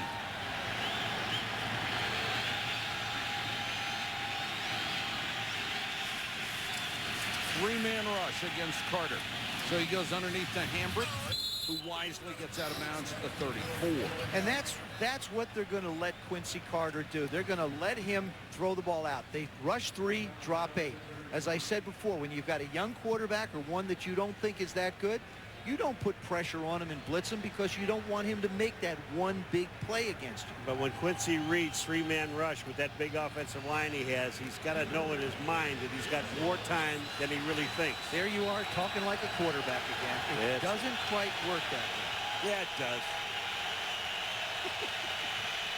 3rd and 13.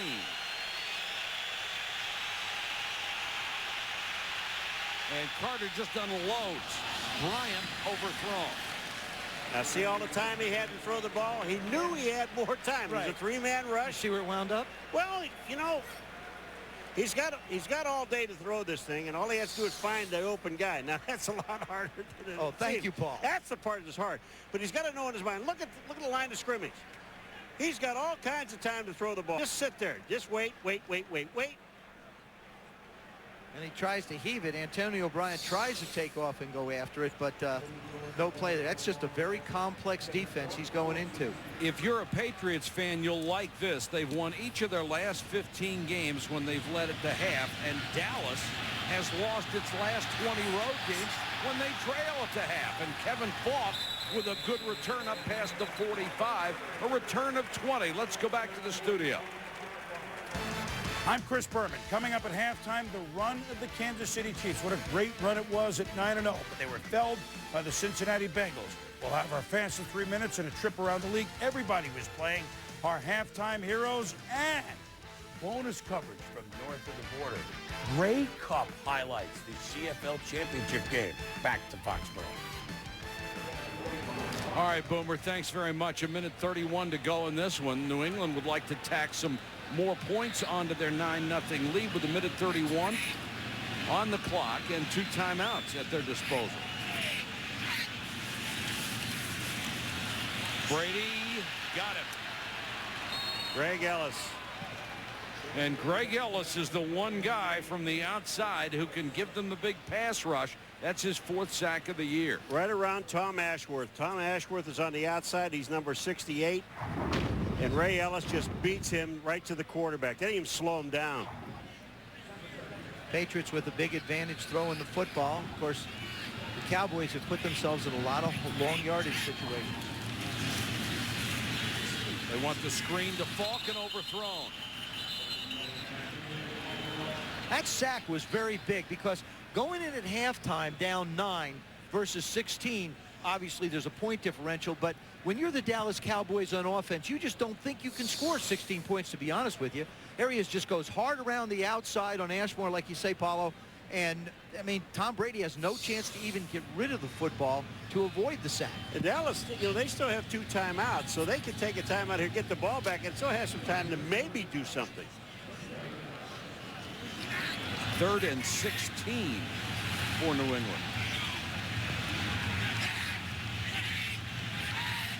Oh, no, now you're offside. Looked like Obagu jumped offside. Free play for Brady. Can't do anything with it, and the ball comes out after he's down. Well, you know, you don't have a whole lot of 5 back. Yeah, you don't have a whole lot of time, but you would have been able to get the ball back, and Obagu just goes offside. 3rd down and 10, you have a lot more plays to choose from on the play sheet that Charlie Wise has, as opposed to 3rd and 15. Defense, number 92, the 5-yard penalty remains 3rd down. Well, Tom White said number 92, but it was number 90 Obagu. Where do they get these numbers? They don't even have a 92. I don't either. Talking to Bill Belichick on Friday, he said something that jumped out. He said, don't let the Dallas Cowboys play the game the way they want to. I want them to play the game the way we want to. Right now, he's forcing them into long yardage situations. He's hitting the big plays. Right now, the Pats are dictating.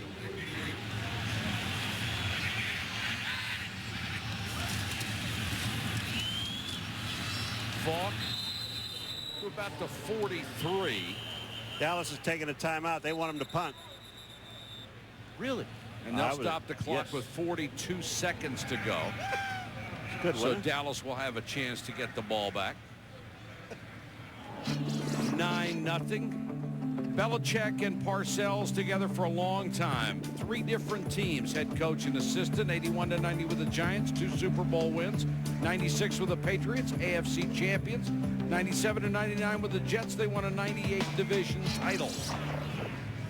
And when Bill Parcells went to the front office of the New York Jets, he handpicked Bill Belichick as his successor. That lasted 1 day. And Belichick then took the job at New England. I know. You notice when you talk to Belichick, to Parcells, who's Joe is deathly afraid of. But anyway, scared. Scared. But when you talk to him and you give him a compliment, he says, "I don't necessarily think that's so." You know, he never really builds these guys. He does. Deflects everything. Zuriel Smith deep to receive. Signals fair catch. Backs away at the last moment. That was very close to getting in the way of that football. Clock stops with 30 seconds to go in the half. Let's go to Susie. Well, Mike, both head coaches could be considered coach of the year, but it's interesting to note the history that has made Bill Belichick as successful as he is. 29 years as an NFL coach. He said in his first 5 years, he worked with 5 different head coaches, 4 different coordinators, about 50 different assistants. It was like having 4 graduate courses in football. He lived it day and night. But what was interesting was the question posed to him was, who influenced you throughout all those years? he never did mention Bill Parcells, and we know how many years they spent together. Which pretty much sums up the press coverage of these two leading up to this game. They said some reverential things about each other. That was about it. Vrabel almost had the sack. Then Carter takes off and slides in at the 28-yard line. I have been so impressed by Quincy Carter. Mike, you made the point earlier. This young man doesn't even resemble the Quincy Carter we saw play a year ago with the Dallas Cowboys. He's so much more mature, so much more poised. He is tremendously aware of his surroundings. This one's out in the flat to Anderson. He'll get out of bounds and have a first down up at the 33-yard line. And he was really kind of offended yesterday when there's kind of a hint that he doesn't see down the field. He says, there are some things I still don't see, but people are not giving me credit for what I've learned. And you know, when Richie Anderson was talking about him going in early, studying, his whole life is now dedicated to playing quarterback, and Parcells is the guy that did that. The other thing is that he also mentioned, Paul, along those lines, is everybody thinks that they cut the offense back because he can't handle it. This offense is not cut back. This is just like everybody else runs in the league. Well, he says there's some quarterbacks in this league that do only have to read half of the field to make it easier for them, but I'm not one of them. I read the whole thing, and you can believe him the way we have seen him play, as particularly tonight.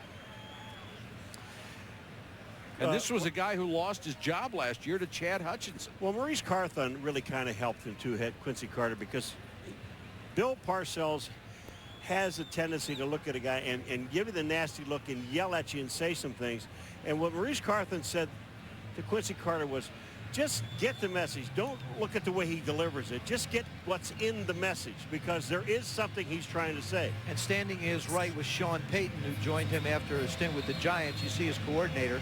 Sean basically handles the passing aspect of it, and Maurice Carthon, the offensive coordinator with the title, and was really the first hire for Bill Parcells, handles the running aspect of their offense. Here's a very interesting defense. Patriots had 3 guys near the line of scrimmage. The rest of them are spread out between the 30 and the goal line. This is where you throw in that big old lateral play. This looks like a kickoff return. Guys closer to the line of scrimmage on kickoff. Now there are guys wide open, only 10 yards down the field, and here's one of them on a little screen. Got to go all the way to the end zone with Richie Anderson to make this one work. He's down to the 30. There's a flag on the play, and there's more than one flag, and it cannot end on a defensive penalty. The half I'm talking about.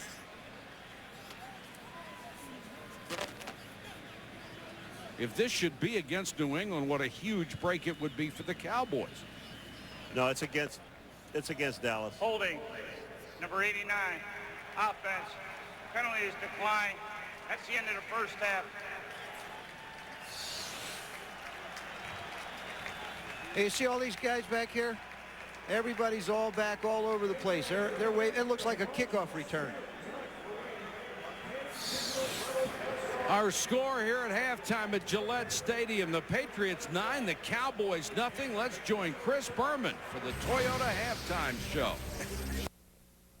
Dallas Cowboys to play Bill Belichick and the New England Patriots here at Gillette Stadium. And it's been a close game. Quincy Carter has done all he can from a quarterback standpoint, but Tom Brady has come up with bigger plays. And the only touchdown of the game, 1 touchdown, a field goal, a missed extra point. We are at 9-0. Patriots over the Cowboys as we get ready to start the 3rd quarter. It's like 4th of July here. We've seen some fireworks in this game. A couple of big plays out of New England. The Cowboys need to find some.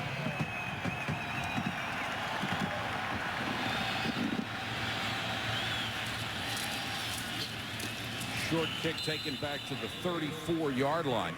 All right, Dallas, we have emphasized, is a team that does not play from behind very well. They're not built that way. They're played to run, get ahead, and win that way. Well, right now they're behind 9-0. What do you do if you're the Dallas Cowboys? I think you should play the defenses you've been playing, and I like the way they came out. They ran the football. They're doing very well. All they got to do is stay out of 2nd and 3rd and long. Well, 6 of the 9 third downs they've had have been for 9 yards or more. That's not what this offense is built for. I believe it's got plays in it. I think it can make some big plays, but I don't think it can keep overcoming long yardage 3rd downs. Tom Brady and the Patriots will start from the 35-yard line. Falk is in there at running back, and he is slammed to the ground by Leroy Glover. Holy cow. There have only been 2 big plays in this ballgame, both engineered by Tom Brady. This one to Deion Branch, who was wide open over the middle, turned it into a 46-yard gain. That set up the field goal. And then Gibbons on the jump ball downfield, that set up the only touchdown of the ballgame. And the thing that was impressive to me, but from a New England standpoint, is the plays. But Terrence Newman, the corner, makes tackles on those things and can just flat run. This is a terrific secondary. Blitz coming. Brady throwing under pressure. And incomplete. They said it hit the ground under Graham at the 45-yard line. Of the 16 passes Tom Brady has thrown, you can see how he has spread the ball around. You see the 2 big plays down the field, out to the left, out to the right, up the middle. It's very difficult for a defense to get in at halftime and say, all right, we have to take away this part of the field.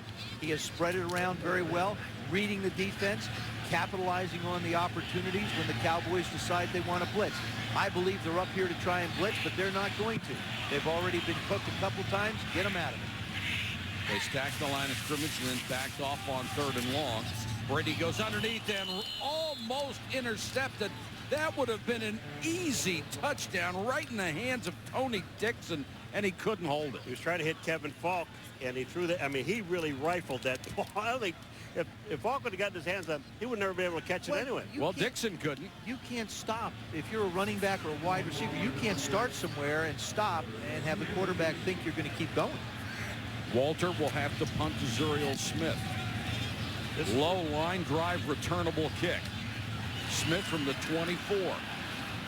And just brought down around the ankles as he got to the 33, a 41-yard kick, an 8-yard return, and Larry Izzo, who's been a special team star for 2 franchises, made the stop. ESPN Sunday Night Football, brought to you by Southwest Airlines. Friendly nonstop service all across the country. Southwest Airlines, a symbol of freedom. And Mazda, there's a soul of a sports car in everything we make. The historic town of Foxborough, Massachusetts. Now, Bill Parcells told us yesterday that Bill Belichick will take away their biggest weapon first. Well, Terry Glenn has not caught a pass, and that's their biggest weapon. Dallas starts at its own 32. Hambrick to the 36. You know, it just seems like don't make a mistake. Whatever you do, don't make a mistake. That's exactly what it is. Remember the first thing Bill Parcells said, you can't beat yourself. That's the only, if you beat yourself first, you never have a chance to win. So the first thing we will do is not beat ourselves, and then we'll find a way to win. And in the 2 losses the Patriots have had this year, to Buffalo in the opener and Washington a little later on the year, that's exactly what they did. Just gave it away. Brady had 7 interceptions in those 2 games.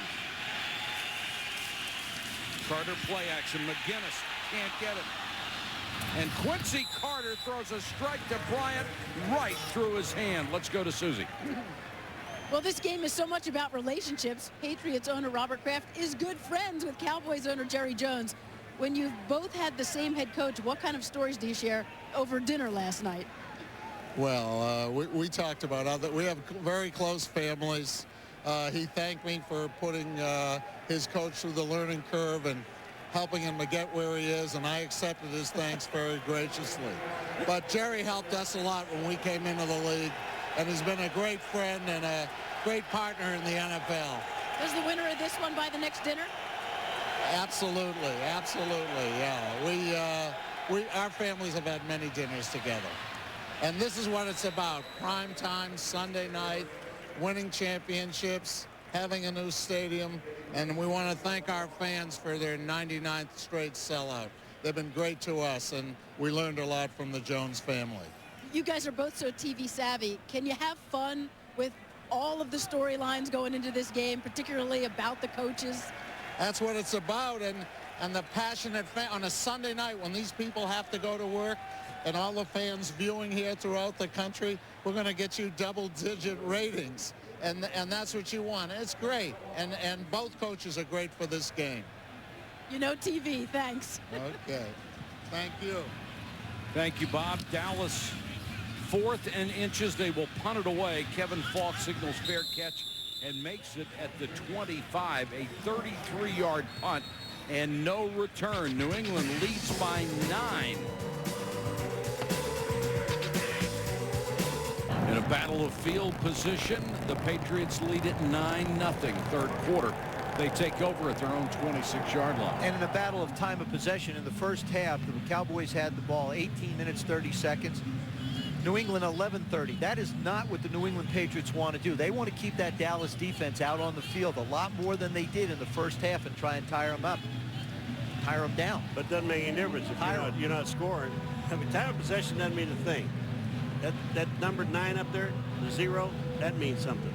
Well, thank you, Professor. Just trying to help you out with time of possession. You come up with some gems. Everybody makes a big deal out of time of possession. If you don't do anything with it, what good is it? No, it's true. For example, last week we had when we did the St. Louis Rams. Interesting team. You got St. Louis and Baltimore. Which one would you think would have more time of possession? You think the Ravens would. They didn't. It was like 35 minutes for St. Louis. That's exactly what Bill Parcells wants. He wants to see his team maintain this and then get something out of it. You saw the numbers moments ago on Tom Brady. 7 out of 18 in this game. Dallas allowing a league low 49% for opposing quarterbacks. Their pass defense has been sensational. The run defense isn't bad either. No, it isn't. Giving up 85 yards rushing. Number 1 overall in the NFL. Antoine Smith pounds his way across the 30-yard line. There's Darren Woodson in on the play. Now, there's a guy, boy, talking to him, this is a guy who has newfound life. He's so sick and tired of losing. 3 5-11 seasons. 2 before that weren't good. And when he found out that Bill Parcells might be his coach, he said he was ecstatic to know that someone of that caliber would be coming and hopefully coaching the Cowboys. And he's pretty happy about the other guys they put in the secondary, too.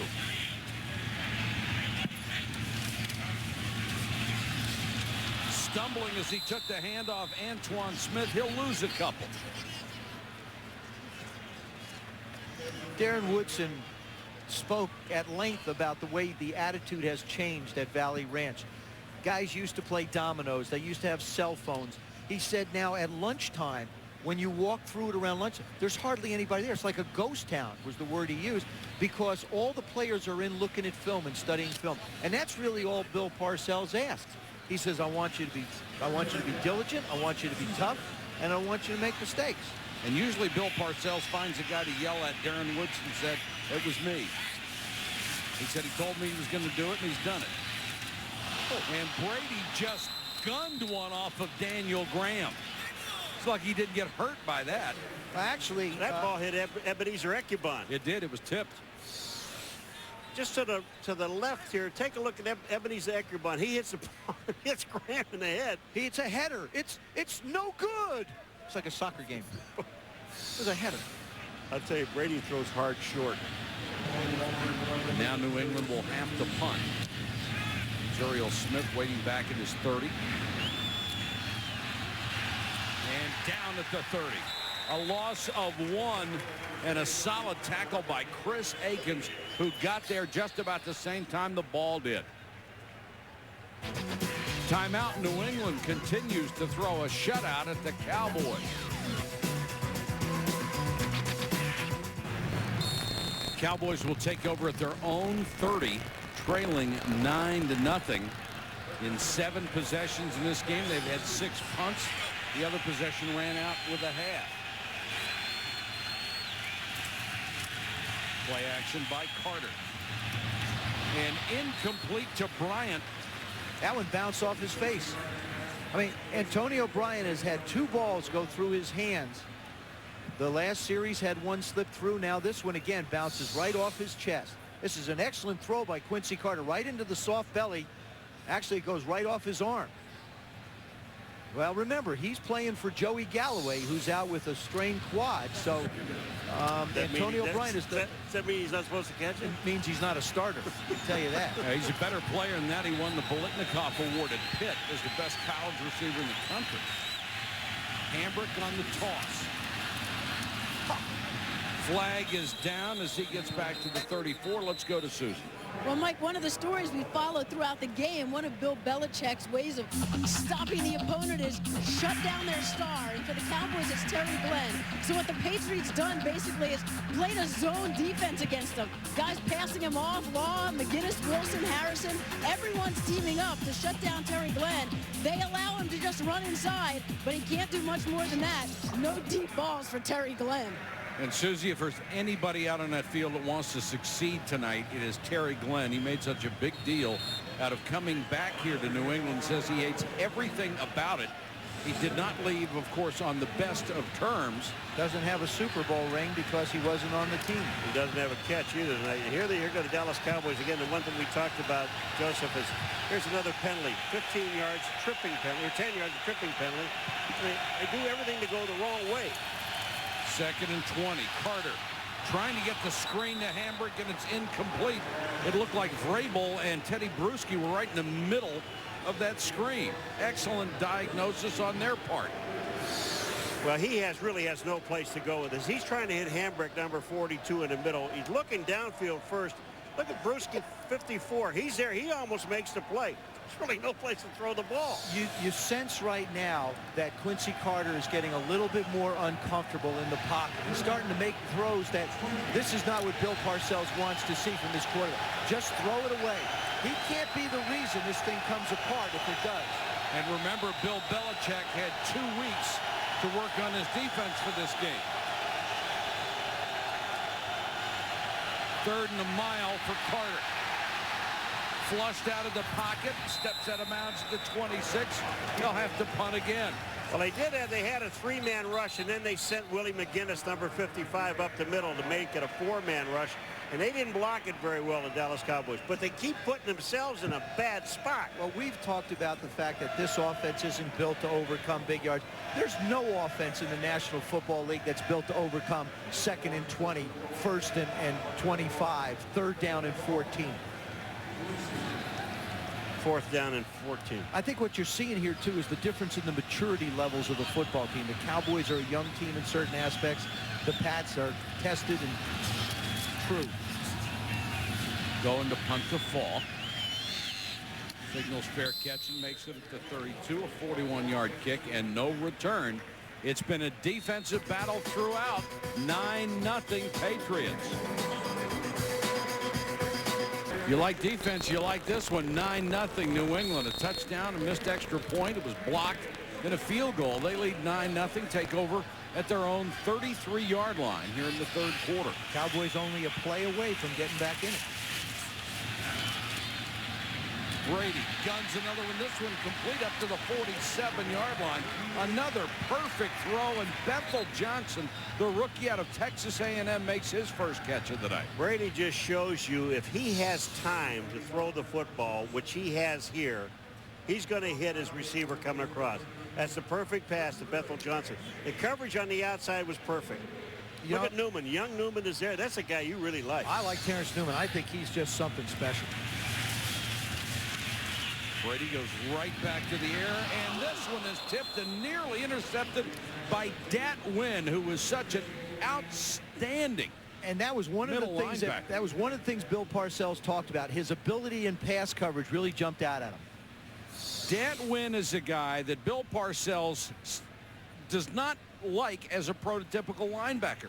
He's small, 5'11", 243 pounds. Bill Parcells likes those 6'4", 6'5", big guys, but Dat Wynn impressed Parcells immediately with his speed, his courage, his hustle, and his striking power. Flag is down, screen to Falk. Across midfield. Falk got a block. Inside the 30, and now we'll check the marker. Gain of 25. They're calling holding against New England, and this was right at the point of attack, too. This screen has not worked against the Dallas Cowboys. The defensive line were the guys that were there. They should have made the play. The reason the play wasn't made because it was held. See, they not only have speed on that defense, they hustle. It's one thing to be a fast defense. It's another one to get out and hustle like they do. And when you hustle, offensive linemen have to tackle you to stop you. You have to think about something. New England, they had up until that to Bethel Johnson, that what, 12-yard catch? It's called a pass play. Well, a 12-yard catch. They only had 187 yards of total offense, and two pass plays accounted for 103 of it. So this Dallas defense, I mean, they really have done the job. Now they have the New England offense in that same bind that they've found themselves offensively in all night. 2nd down and 20.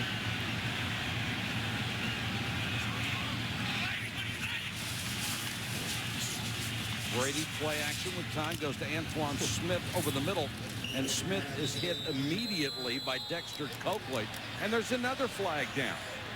They're going to call Joe Andruzzi possibly for coming in late. He's up there trying to protect Antoine Smith. Could call him for a late hit. I just get the other day on Friday talking to Bill Belichick, and I said, you know, nobody has big numbers on these teams. There it is. Nobody has real big numbers on this team. I mean, you don't see them stand out anything except for one thing. They're 3rd in the league as far as penalties are concerned. And when we said that to Belichick, I thought he was going to get sick. He just rolled his eyes. I thought he was going to get sick. Personal foul, unnecessary roughness, number 63. It's a 15-yard penalty. This foul occurred after the play was over, so the down counts. 3rd down. That's Joe Andruzzi, the right guard. Watch it here. This is a point of emphasis this year. They do not want late blocks and having guys picked off, and that is way too late. Well, no, he's not even trying. See, he's not even trying to block anybody. He's actually leaning down and sort of slides into somebody. That was a ticky-tack call, in my opinion. That was really bad. Well, Bill Belichick agrees with you. He wasn't trying to knock anybody off the pile. That's about as ticky-tack as it gets. Now it's 3rd and a $50 cab ride. Ticky-tack. Ticky-tack. Brady goes underneath. Now that was not ticky-tack. No, and big Roy Williams is right there to hold it to nothing. Roy Williams, when Parcells was talking about him, he said, I'm going to tell you now, this guy's going to hit you. I mean, he's going to lay the wood to you. Roy Williams is one of those guys, he said, sometimes he gets in trouble and he may get beat. But if you're in his area and you catch the ball, Roy Williams is going to lay you out. As Bill Parcells says, he has a lot of wood in his knapsack. 4th and 37. And the punt to Zuriel Smith is just awful. Neither one of these punters distinguishing themselves this year. Ken Walter, a 34-yarder. That's with the roll. He came in ranked 32nd among all punters in the league. Of course, Parcells and Bill Belichick have been together much of their coaching career. Together, they won 2 Super Bowls with the New York Giants, lost a Super Bowl with the New England Patriots to the Green Bay Packers. That's when Bill Parcells resigned after failing to come back with the team on the team plane. Parcells was named the head coach of the Jets, took Belichick with him as his assistant. Parcells resigns. Belichick named his successor. That lasted one day. Belichick quits, and then he's named the head coach of the New England Patriots, and they go on to win the Super Bowl. Quincy Carter trying to get something started. Now he runs. Good pump fake by Carter across midfield, out of bounds near the 45-yard line. And Quincy Carter showed you what he can do that time. I'm going to tell you what, Willie McGinnis, he's had at least 5 shots at Quincy Carter tonight. Just can't get him. And he hadn't made one. I mean, the end of this is a reach. Willie McGinnis has chased this guy all over the ballpark. Willie McGinnis, there's number 55. Now watch this. He's back in coverage. He's waiting. Quincy Carter comes out. Watch this. Oops. I think he has to, I really think he underestimates his speed. You know, they overestimates his. Well, they drafted Quincy Carter because he reminded Jerry Jones of what Donovan McNabb was able to do, and you see that kind of running ability. Richie Anderson gets the call from the fullback spot. Gets maybe a yard. You're talking about how good defenses are. This is only, now we got, what, 6 minutes and 20 seconds and counting in the third quarter. This is only the 6th play that the Dallas Cowboys have had on the other side of the 50-yard line. And that's amazing. And really, New England had everything going to keep that field possession game going, or field position game going, until they committed the big penalties that backed them up. Anderson and Adrian Morrell in the backfield. Morrell signed in the middle of the year. He's given them a boost in the running game. Play action to Morrell. Carter rifles that one complete. Terry Glenn with his first catch. He's booed immediately and out of bounds at the 37. If you say, I can't wait to get back there, I hate everything about New England, these folks are not going to welcome you warmly. Ty Law giving him a lot of room. Little quick rotation. Excellent catch. There's your 3rd and short. Now, these are the type of third downs that the Cowboys are interested in converting because you can run the football from these distances. They're almost in a 4-down situation, these guys. No. You got a field goal kicker that can make this? Yes. 3rd and 2. Carter flips it to Anderson. He has the first down to the New England 30-yard line. You know what Richie Anderson did, Joe? As soon as he caught the ball, he went up. He knew where the first down marker was and went right at it. But I want to show you what Quincy Carter does with this touch pass. This is between Quincy Carter and Willie McGinnis. Once again, Paul, good play action fake. Watch the touch he does. He elevates himself to get the ball over Willie McGinnis, but yet doesn't throw it too hard so that Richie Anderson can't make a play on it. Quincy Carter is putting on quite a clinic of being a very solid, smart, good quarterback tonight. And Dallas needs points out of this drive. Morrell, little stutter step down to the 26-yard line. Morrell played for Bill Parcells 1 year with the Jets and 2 straight seasons with the Jets. He had over 1,000 yards. Went to Arizona, had another 1,000-yard season. Another one of those guys that Bill Parcells knows what he is going to get, even though he'd been out of football for 2 years. I think here on 2nd down, this is a good time for the New England Patriots to blitz. Romeo Crennel, the defensive coordinator, I think you come after this formation. If it's a pass, you can get the quarterback. If it's a run, maybe you stop at the line. Morrell again. Lowers his shoulder, pushes tacklers down near the 21-yard line. I just watched Adrian Morrell on that play there. He was hit at the 25-yard line, and he moved the pile. Morrell grew up in Hawaii, ended up playing college ball at West Virginia. I don't know I knew you'd get that in. Well, I had to. I don't know how you get from Honolulu to Morgantown, though. Yeah, it's a million frequent flyer miles. You take a nonstop to Dulles and drive. Take an airplane to Pittsburgh and then you take a bus. 3rd and 2. Morrell on the toss. Has the first down. Boy, Richie Anderson gets an outstanding, but you know, all he does is tie up the linebacker, but he comes down and he just throws his body. Look at number 20, Richie Anderson, down. Adrian Morrell picks up the first down. This is what this team has to do. You know what? They have never gotten away from their game plan. They haven't, and the game has never gotten away from it. Richie Anderson, talking to us last night, also said that the only difference in what he's doing for Bill Parcells now than when he's done for him in the past is he is now playing more on 3rd down. Evidence that with a good block. This is the deepest penetration of New England territory for Dallas tonight. Carter, McGinnis can't get him again. And the pass is intercepted. Bounced right into the hands of Ty Law. What a gift. That was the one mistake that Bill Parcells did not want to see from Quincy Carter. Jason Witten couldn't hold it. And Bill Parcells sees an opportunity to go up in smoke.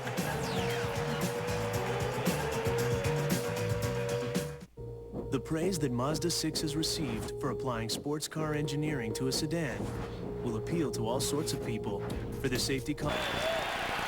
The Cowboys see a scoring chance go away because of the 32nd career interception by Ty Law. Now Brady goes back to work. Deep sideline, Branch was there, but tipped away at the last moment by Darren Woodson. It hits Looked like it hit him in the head. It hit him in the back of the head. Deion Branch was off and running. He got by the Cowboys secondary, and then all of a sudden, watch this.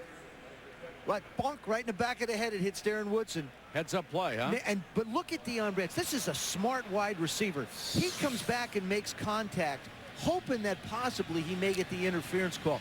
That shows how complete a receiver he is.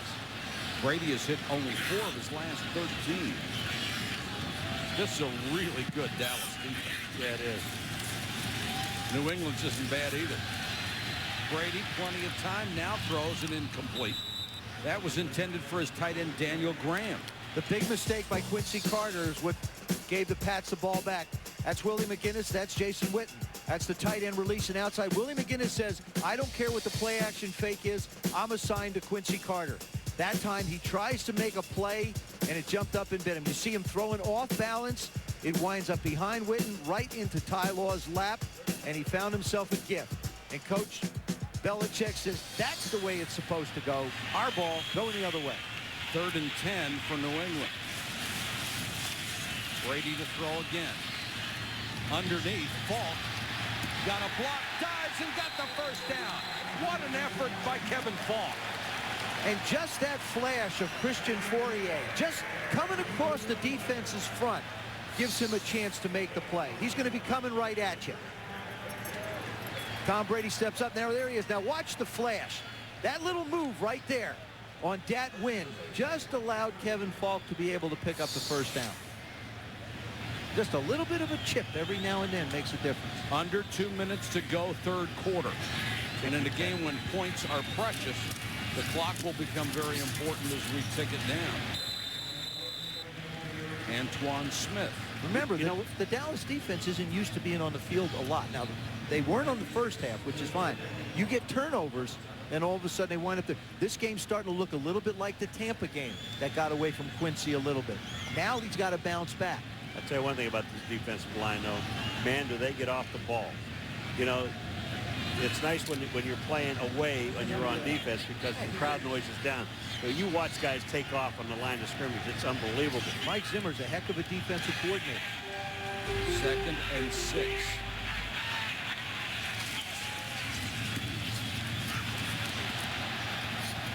That looked like they were going to get something out of it, but Dexter Coakley messed it up for Antoine Smith.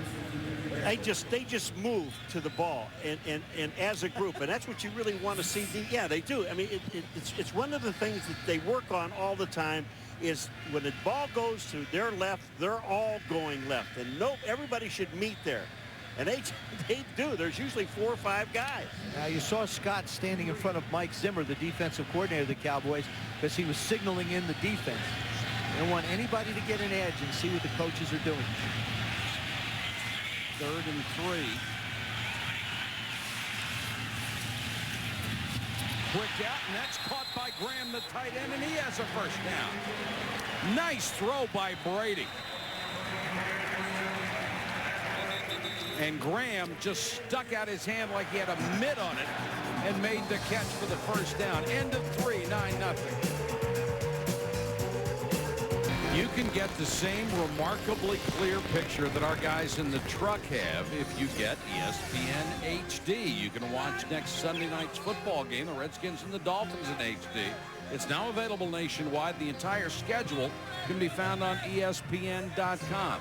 I have one. It is a remarkable thing. Now you're going to get another one because you said you have one. That's a pretty slick move, Babe. You think? I think that's a good move, Nick. I'll be waiting at the front door. Okay. New England with consecutive first down. Falk across the 45 to the 46. There haven't been many big plays in this game, but they have all come from the New England Patriots.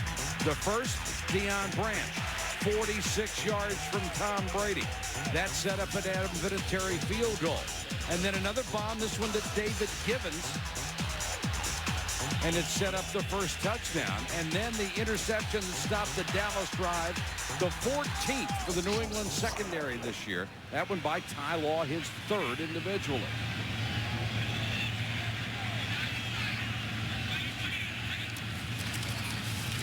Falk, throwback.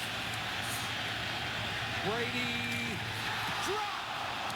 David Graham had a guy come flashing right across his face and couldn't hold it. He thought he was going to get blown up. He gets on top of Al Singleton, but that's Darren Woodson that comes flying across his face, and he thinks he's going to be in for the collision of a lifetime. Watch the right part of your screen. Little flea flicker. Tom Brady gets it out of his nice throw, and there comes Darren Woodson. And believe me, Daniel Graham thought it was all. Watch him tighten up. He doesn't see that ball. He sees a collision. Oh, Woodson made a great play, boy, but just getting the ball. Just being there. Yeah. That could have been huge. 3rd and 6. Brady straight back over the middle of Falk. That's another first down.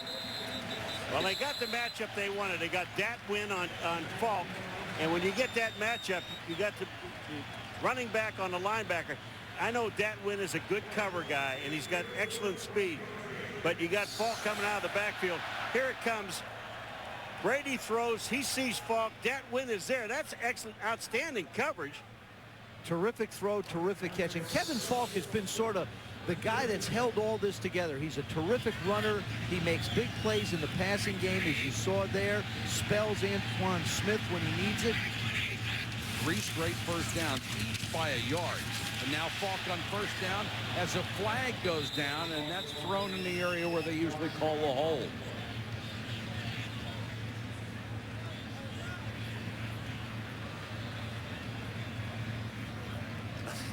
Bill Belichick's got to go crazy. Offense, 10-yard penalty, remains first down. Patriots came in 3rd high in the league in penalties, almost 9 a game. And that was Dan Copen, the rookie center, called for the hold. So they wipe out a good gain and take it all the way back to the 43-yard line. The time of possession still heavily in favor of the Cowboys, but as Paul pointed out earlier, doesn't matter much when it's 9-0. Doesn't matter. You're so astute. Yeah, that's another one. Smart, too. Fake the end around. Brady floats this one down the sideline, and Dan Wynn with brilliant coverage.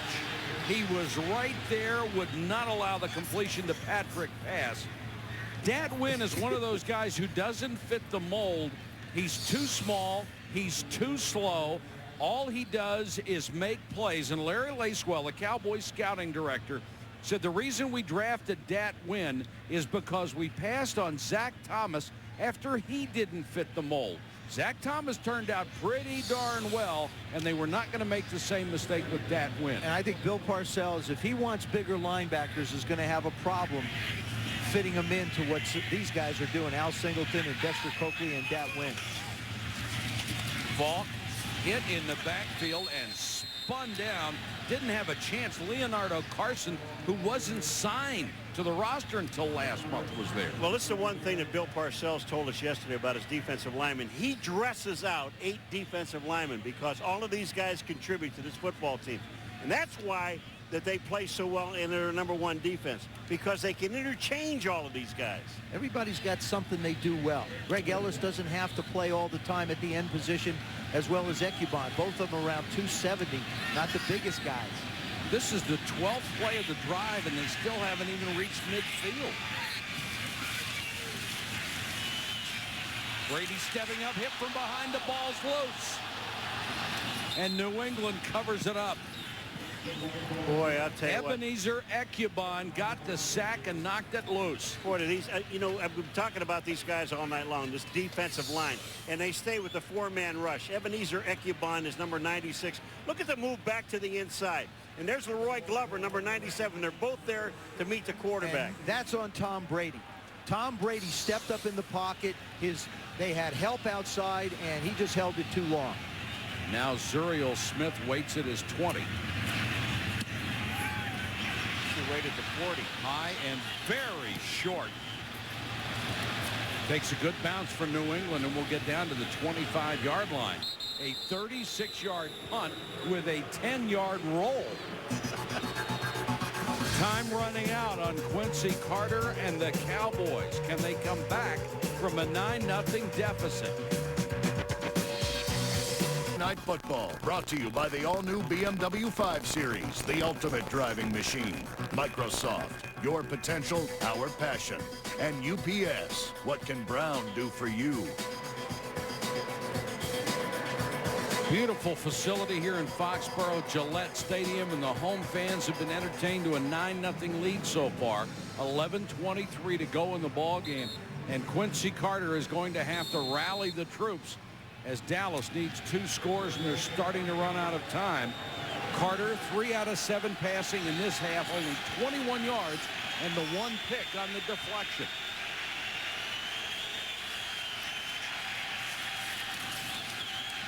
Carter to throw on first down, batted down in his face. Bobby Hamilton and Richard Seymour were right there. Let's go to Susie. Mike, the strength of the Patriots defense this season has been the secondary, especially impressive since Ty Law is the only remaining starter from last year. He and Tyrone Poole working it tonight. And Law told us that Bill Belichick did cut down on some of the complexity of this defense so the new guys could understand it more, he says, so they can use their talent, react more. He still stresses not just anyone can play in this defense. You really need to be able to think. And that's why he loves the veterans, Susie, the guys who are so versatile. Pressure coming on Carter, throws wide of Anderson, and he is spun down by Bruschi, and there's a flag back at the 15-yard line. Roughing the passer. And that's roughing the passer. That's 15. That's a nice way to move the sticks. Look at Bill Belichick. I mean, this guy is got... Personal foul. Roughing the passer, number 93. And that is their Pro Bowl lineman, Richard Seymour. Well, I tell you, this is unbelievable to watch what these guys are doing. Here comes Seymour. Now, he's going to throw. What are you doing this for? Why are you hitting this guy? The ball's gone. That's a good call by the officials. Yes, they're going to protect the quarterback. There's no need for it. But what I've seen the Dallas Cowboys do, especially in these last two series, is they've leaned heavily towards the pass. They've only run the ball 5 times and thrown it about 15 times. That's not Dallas Cowboy offensive football the way it's been.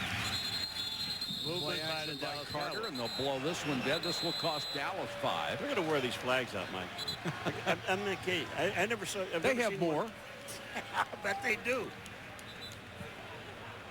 Tom White's been a busy guy. He's been on more than Joe. And that's hard to say. Tom White has been on more than Joe. False start. Number 65. Offense. 5-yard penalty. Remains. First down. Bill is obviously displeased. Not happy with it. I think so. My lip reading skills are impressive. Andre Gurod not going to be on that favorite player list this week. I still think the Cowboys, you've got 11 minutes, 15 seconds to go in this game. You know, you're not into a hurry up, throw the ball all the time mode yet. Screen to Morrell. Not much blocking. Still got across the 40 to the 41. They get the 5 yards back. Next Sunday night at 7:30 Eastern, we hope you'll watch NFL Primetime. They'll catch you up on all the day's action. And then Steve Spurrier, the old ball coach, Patrick Ramsey and the Redskins go to Miami to take on Ricky Williams and the Dolphins on ESPN Sunday Night Football at 8:30. Well, we've had a great schedule all year. We hope you enjoy the remaining games that we have. We have some beauties coming up. Redskins playing better football. Heartbreaker today against Carolina. Taking over the coordinators. Steve Spurrier really running the organization like a head coach. 2nd and 10 for Dallas. 3-man rush underneath, and that one is complete to Bryant. He gets to the 49. They'll need about 2 more for a first down. Mike Vrabel was there for the stop. Again, Quincy Carter. Talk about his mobility. We've seen him run around. Look at the job he does just staying in the pocket. Offensive line gives him a throwing lane. That time Antonio Bryant hangs on. They have a manageable 3rd down. Finally. Hambrick is back in at tailback. 3rd and about 1.5 yards. Hambrick will get the carry. He didn't get it. He did not make it. Just got across the 50. You mentioned 4-down territory earlier. It might be here. No, I think they made it. No, he didn't make it. Not where the linesman marked it. They've got to get to the 49-yard line. Now, are they there? They didn't make it. Well, this has got to be 4-down territory. Let's look at it. The linesman came in from the sideline and had it marked short of that. Okay. Perhaps the linesman from the other side of the field marked it closer. I'm putting if I don't get this one right, I quit. This is your reputation right on the line. Well, my reputation's been on the line a long time ago. Well, you lost it actually a long time ago, but that's okay. Go ahead, try it. That's way gone. Well, give me an answer. Come on. I said they didn't make it. Okay. Well, that means it's first down. I think they did. I said no. No. Go for it. Go for it. I don't agree. I don't care whether you agree or not. I think go for it. I think you still play the field position game and you kick it. They're going to go for it. They're going to play the field position game and go for it. Now, would you go quarterback sneak like you did the last time? Yes, quarterback sneak. He's picked up, what, two of them already. Throughout his career, Bill Parcells has gone for it a lot. And also, he's the guy calling the plays. This isn't a suggestion to a coordinator. This is the man in charge. Well, Joe, you don't need to be in this game if you got a team this big, this line this big, and you can't move that thing 6 inches. You're not going to win, right? You're not going to win. Well, the game could be on the line here. You just don't want anybody moving off sides. That's the big thing. Don't, like you say, don't keep them at the line of scrimmage. Get it on with it. Oh, and now Carter has to use the timeout. 9:21 to go in the game. 4th and inches for Dallas when we come back. 9:21 to go from Foxborough. 4th and inches for Dallas. The Cowboys have only made 3 out of 8 on 4th down this year. But I like the fact that Quincy Carter didn't have everything the way he wanted it. He had the presence of mind not to try and rush it. He called the timeout, went over and conferred with Coach Parcells, and they make a decision. This is going to be loud in here. They don't need to make an exchange. They need him to get the first down. Quincy Carter has had a couple of successful quarterback keepers. Boy, they jammed in the middle. They are jammed in the middle. They're waiting for that sneak, and instead they go to Hambrick, and Hambrick lost his footing, and it was stuffed by Brewski. What a bad call. And Quincy Carter has picked up first downs. You're handing it off in the backfield, and it's sort of it's a fake to the right and then come back to the left. I mean, it takes so long for it. Fake to the right, come back to the left. You've got penetration up the middle. Teddy Bruschi puts Hambrick on the ground. Patriots ball. Teddy Bruschi just made what may have been his biggest tackle of the year as he stuffed Hambrick on a 4th and inches play. Kevin Falk in the lineup. They fake it to him. Brady. Contact, and they're going to say the receiver and the defensive back got their feet tied up. Mario Edwards and Bethel Johnson. And when the feet get tied up and there's no other contact, they're not going to throw the flag. Tom Brady talked about Bethel Johnson. What they do is they drop back 5 steps. He's so fast they can't overthrow him. I would have liked to have seen if he could have caught up to that ball. This is incidental contact. And I mean, there was no way that Mario Edwards was trying to trip this guy up. I agree with you. Don't boo. Mario Edwards was just trying to catch up to him. That's all he was doing. I like the Johnson with blazing speed. Man, I like Charlie Wise call that. Just go for it. They were going for the throat on that one. Antoine Smith behind Andruzzi. Nice hole off the left side. Datlin makes the tackle at the 42. You know, in this second half of the ball game, now we're going under 9 minutes. Up until that play, which is what, 5 yards? New England 7 carries for 12 yards. That's why rushing the ball. Where's Dallas's defense ranked? Number 1. That's why. There it is, right there. You're right. I wish I'd have thought of that. And Bill Belichick knows that it was going to be this kind of a football game. And Bill Parcells told us last night. I said, what's the key to the game? He says turnovers. If you win the turnover battle, you win 84% of the time. And that was up a half a percentage point from a week ago coming into this weekend's game. 3rd and 4 for New England. They are really thin at wide receiver now. David Gibbons hurt early in the ballgame. His return is questionable. Troy Brown not on the active list tonight. That one popped up in the air. Mario Edwards again with great coverage on Deion Branch. Mario Edwards is a different football player in year 4. Talking to Darren Woodson, he said Mario Edwards was never a guy who worked real hard. He didn't really have a work ethic. And all of a sudden, whether it's his maturity or the arrival of Bill Parcells, his work ethic has changed tremendously. I'll take the arrival of Parcells, given that question. I'll give him credit to say it's his 4th year and he knows what's going on. Here's the 15th punt. The other 14 weren't worth anything either. I wouldn't go down to the 10. I'd stand about the 40. Ken Walter, better kick this time. Floats it to Zuriel Smith. Makes the fair catch at the 19-yard line. 8:09 to go. A pair of 7-2 division leaders, and it's a 9-0 New England. The New England Patriots trying to go 8-2 for only the 2nd time in their history. Have a 9-0 lead over the Dallas Cowboys. 4th quarter, Dallas starts from its own 19.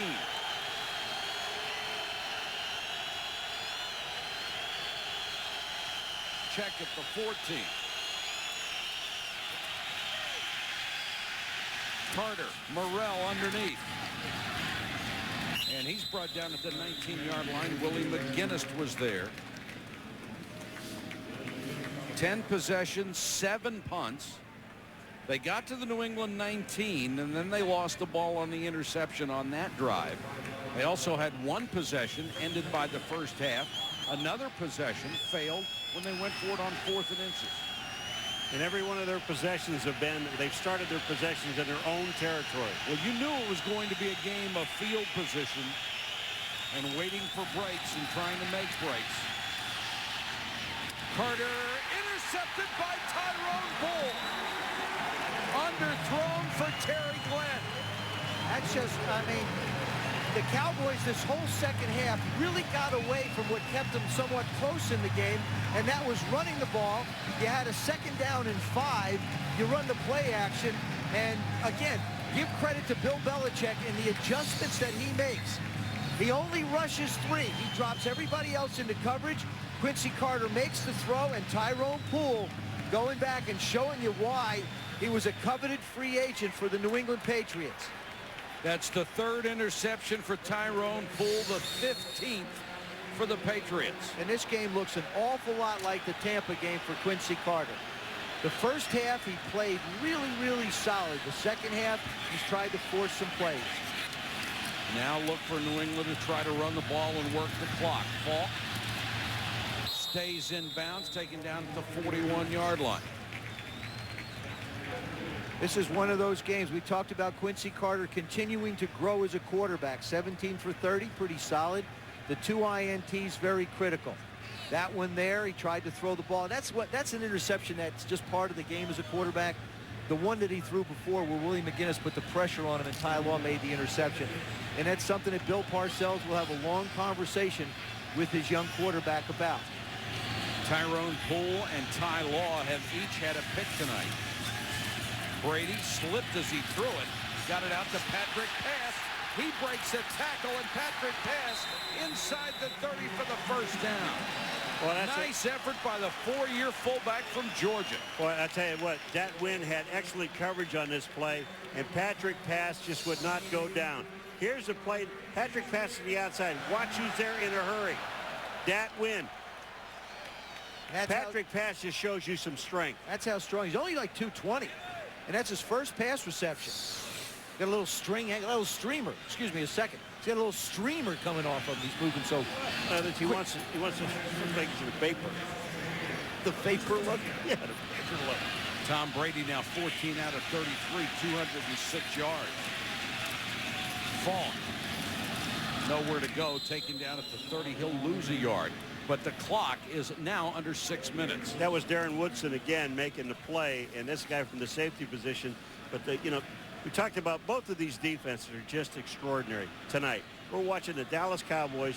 Now they've been on the field for a little while, but these guys are, they thought they could wear these guys down. They can't. They are fast. Well, if their offense hadn't turned the ball over, the defense would have been able to rest even a little bit more. Falk, this time straight up the middle, and he got down to around the 28-yard line. Dexter Coakley coming over and making the tackle. Talked about the speed of these linebackers. We've seen, to me, Dat Win has just been everywhere. Every time there's a Patriot with the ball in his hand, Dat Win has been from one sideline to the other. Dexter Coakley plays that off linebacker position. Another guy who can flat run. Charleston, South Carolina. Talk about the difference between a Dexter Coakley and, say, a Pepper Johnson, who's on the staff of the New England Patriots. 2 different kinds of linebackers. 3rd and long, and Brady under pressure throws underneath. He has his tight end Christian Fourier. He'll be about 3 yards shy of a first down, and this will bring Adam Vinatieri on the field. You can bet they're going to let this clock run down a lot more. It should get under 4 minutes by the time they're ready to do anything. And this field, they share this field with Mr. Kraft's soccer team. So you look at the brownness and the chewed up area. It's not an easy surface to kick off of. This is the best thing that happened to the Cowboys. You hold these guys to just 3 points. So that, but the problem is if you're not moving the ball down the field. The 3 mistakes that they made, 3 interceptions, and then the 2 long bombs. And there's only really been actually 5 plays in this game that have turned it.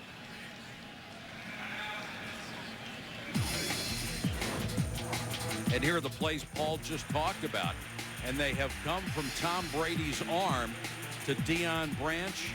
That set up the field goal. Then to David Givens, which set up the Patriots touchdown. Ty Law stopped the Dallas' deepest penetration with the interception. Teddy Bruschi stopped them on 4th and inches with a great play.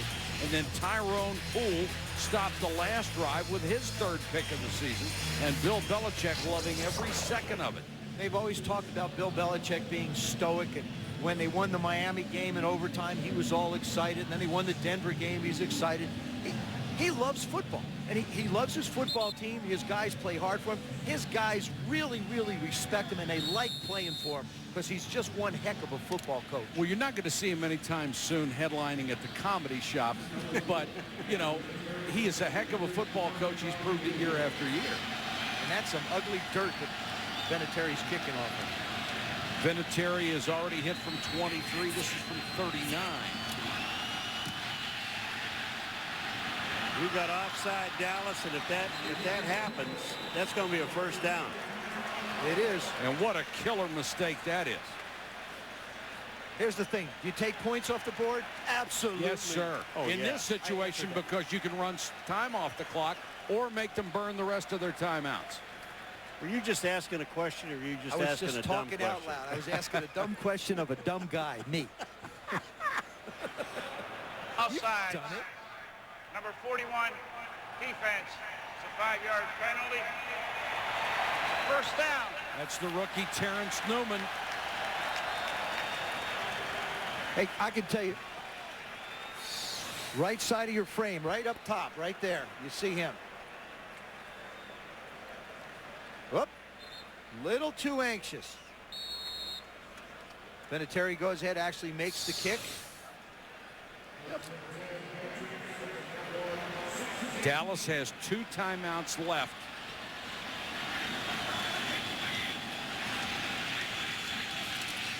But this is going to use up at least another minute off the clock.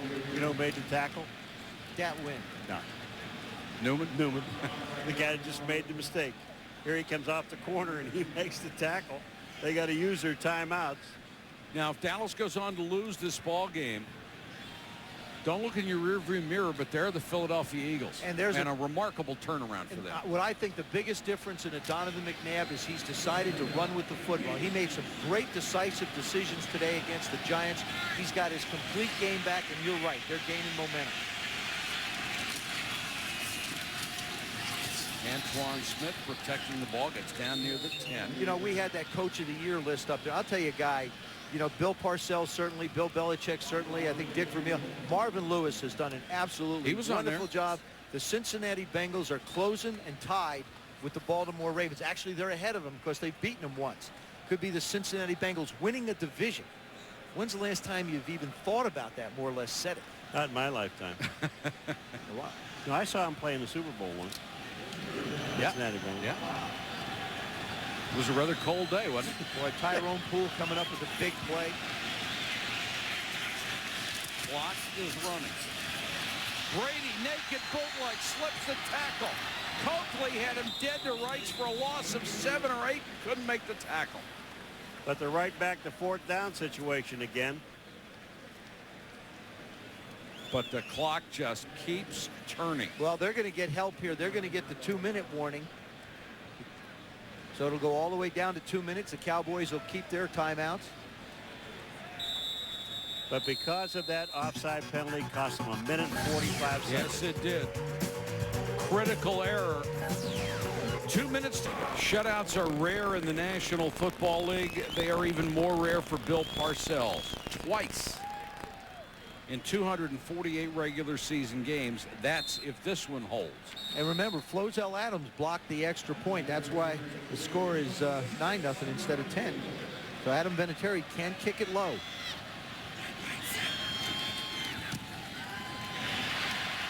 12-0 New England. Dallas will now need a pair of touchdowns in the final 156 to pull this out. In week 7 at Miami, Olindo Mare missed a would-be game-winning field goal. The Patriots went on to win it in overtime. 82 yards from Tom Brady to Troy Brown, who was hurt and couldn't play tonight. The Pats had trailed 13-6 in the third quarter. In week 9, they purposely snapped the ball out of the end zone for a safety. Then they got the ball back.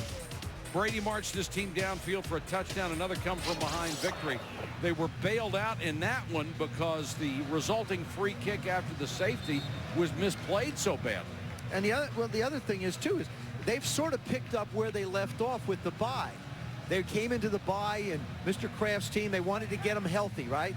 Well, they get them sort of healthy now. David Givens is nicked a little bit. Troy Brown doesn't play. So they're right back filling in the pieces one more time. Before this game is over, I know all of us wanted to mention this. Hats off to Jerry Jones for hiring Bill Parcells and giving up a lot of the control he has always had over that franchise. Well, I think that is a critical thing for him to do. He wants to win so badly that you go out and get a Bill Parcells. It is a courageous move on his part to depart from what he'd always done in the past. I don't think he gave up control. I think he brought a partner in. It's the first time he's hired a football coach with NFL experience. Zuriel Smith on the return. And Smith out near the 35-yard line. We have a timeout with 1:49 to go in the ballgame. 12-0 New England. It's 1:49 to go in the game. Three-man rush against Quincy Carter. Out in the flat to Richie Anderson, out of bounds to 36. Here's Susie. Mike, the story leading up to this game all week was the relationship of Bill Parcells and Bill Belichick. What a successful coaching combination, but how their relationship has been fractured personally since. In the pregame, the two barely acknowledged each other, certainly fueling the fire of what the relationship like these days. Well, we have to wonder what happens in the postgame. Do they continue to fuel that fire? Do they acknowledge each other? I don't think there's ever been as much intrigue regarding a handshake in the postgame. Yeah, you have to wonder. Anderson wheels his way out to the 49. He has 8th catch. I'll bet you we'll have a camera on or two. Well, I could never see losing a game and going over and shaking somebody's hand afterwards. Well, you know, coaches do that every now and then. Part of the intrigue, Paul. Carter steps up and shows you the strength of that arm. Zuriel Smith down to the 20. The Cowboys have to be a little careful. They still have 2 timeouts left. And, I mean, New England has to be a little careful. You can't just give them a cheap score and they have an onside kick and all of a sudden have an opportunity to beat you.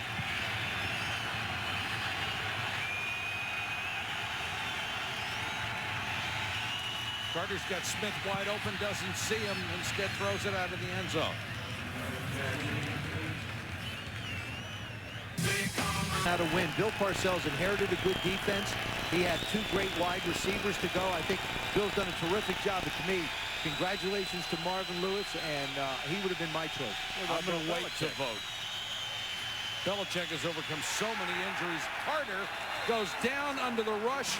Seymour was there along with Dan Klecko. And here's another rule change that they had. When a quarterback gets sacked now, they don't stop the clock. They used to stop the clock, but not anymore. He got sacked. That clock is still running. 3rd and 13.